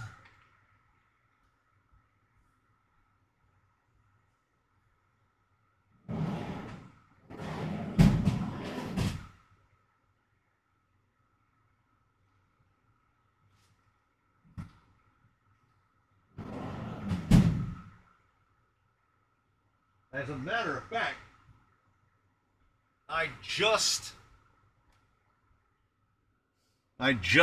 removed these. They're not even cut yet. And then I'm going to pull the 4 that were quote unquote Wolverine's everyday wheel and tire. Don't tell me these have green silicones. These already have green silicones in them. So we have way too many silicones. So we're gonna space out the axles a little bit because we're going full LPs and stealing handily from the people of the Discord. I've got this sorted out. I've got this 90% sorted out.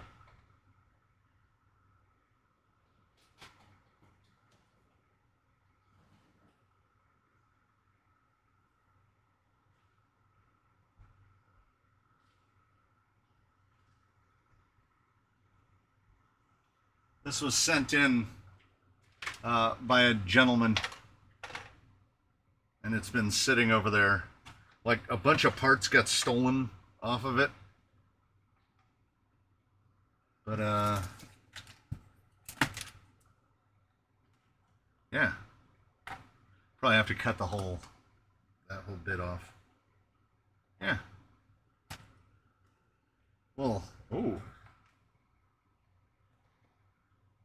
Ouch. So we're ready, right? Now, luckily, I ain't got no time to be working on this. I've got other shenanigans to be working on. So it's kind of fortunate. The finishing piece of this is the gearbox and the power plant. I've already got a servo. I'm going with this. I'm going with the Gotek 60 direct power. That's the 4S one, right? Yeah. So all I need is that's a Phoenix body. That's a stock Phoenix cab. So I need a gearbox, and it's gonna get a Stealth X because that's what it's supposed to have. The Stealth X that it's gonna get currently lives in one of the twins because the twins have supposed to have been on Stealth XFs for like a year, but I can't get the front gears for the Stealth XF to remove the Stealth X because he is going to run on a Fusion 8 SE because I want to. There's plenty of other options. I move one of mine with the 3300, Axe 3300, and the other guy runs on an Outrunner. So I have almost everything I need aside from links, because I don't know what any of the links are going to be. I'm probably going to just measure the front links on a Jolly Green, scooch the front axle forward a little to try to keep these out of the body, and then we're going to just we're going to try to mount the rears up so that they've got that about like that. Give that about 10 millimeters in between the tires. So once they become available either directly from Associated or from A-Main or wherever, I will be able to blissfully outfit both of the twins with XFs, because to test different motors, to do side-by-eaches on motors, it's much easier to do it on an XF. It's significantly easier to do it on an XF. So I really want those guys outfitted with XFs, which will free up 2 stealths. One is going into him. One will be going to some other location. I have not decided which, but I can always use a Stealth X. Yeah, I went and checked out the RPP sale, and the problem is it was just too much digging. Like I didn't. It was also like I would have had to have put it on buyer credit because I'm broke. I'm flat broke. By this time, I am flat broke. By the 12th, forget about it. I get paid in 9 days, not this month. So 19, 20, 20. Yeah, the 21st is a Sunday. So I'll get paid Monday evening. So I get paid 10 days from today. And until that, like I say, all this stuff, I ordered this stuff months ago, baby. This was on the April paycheck. So a lot, the chassis is from September of last year. BS did make a copy of the Stealth X. Oh, Stealth XF. I don't disagree. So that's the idea of that. And hopefully, now that I've made this, I have a plastic bin over there. And hopefully all this stuff can just go into the plastic bin. So all of the stuff can stay together. Because I'm building this guy.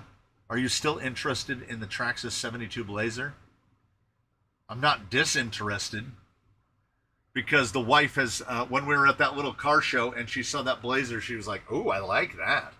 So her G-Wagon looks about exactly as you would anticipate it would. That G-Wagon has seen some stuff. That poor thing around the rockers and the quarters is getting absolutely shredded. Gate Rover is probably 3 times as old as the G-Wagon and been driven 10 times as much, and he's in significantly better physical condition. That G-Wagon, the underneath of that, there's not a plastic. That thing has been used. There's not a piece of plastic under that isn't just scratched to oblivion, which is good. God bless. God bless. That's what we like to see. I have had to use a potentially illegal amount of super glue on Sheila.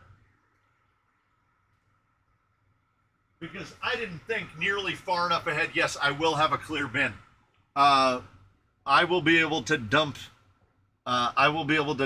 this into the bin once that bin is emptied of Mr. Turner's stuff. Once Mr. Turner's stuff goes into a box, it will free a bin, and that bin will then get filled with the stuff for Angry Green. He is not Jolly Green. This will be Angry Green, and I'm building it as a trail rig. That's why we're going straight to silicones. So some days I will just rotate him in. I feel like this guy can get rotated in with any other group. This thing will be able to hang with whoever else goes out, and I'm gonna build a whole bed for him and everything. It'll be fantastic. It'll be great. I just realized we already into. It's 3:33. It's 3:33. We already into overtime. How did this happen? I don't know. I got 61 unread emails. That's a lot.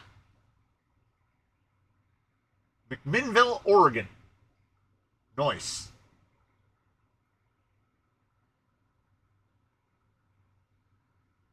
Boom Racing just sent me an email to make sure that I got that package that we just opened.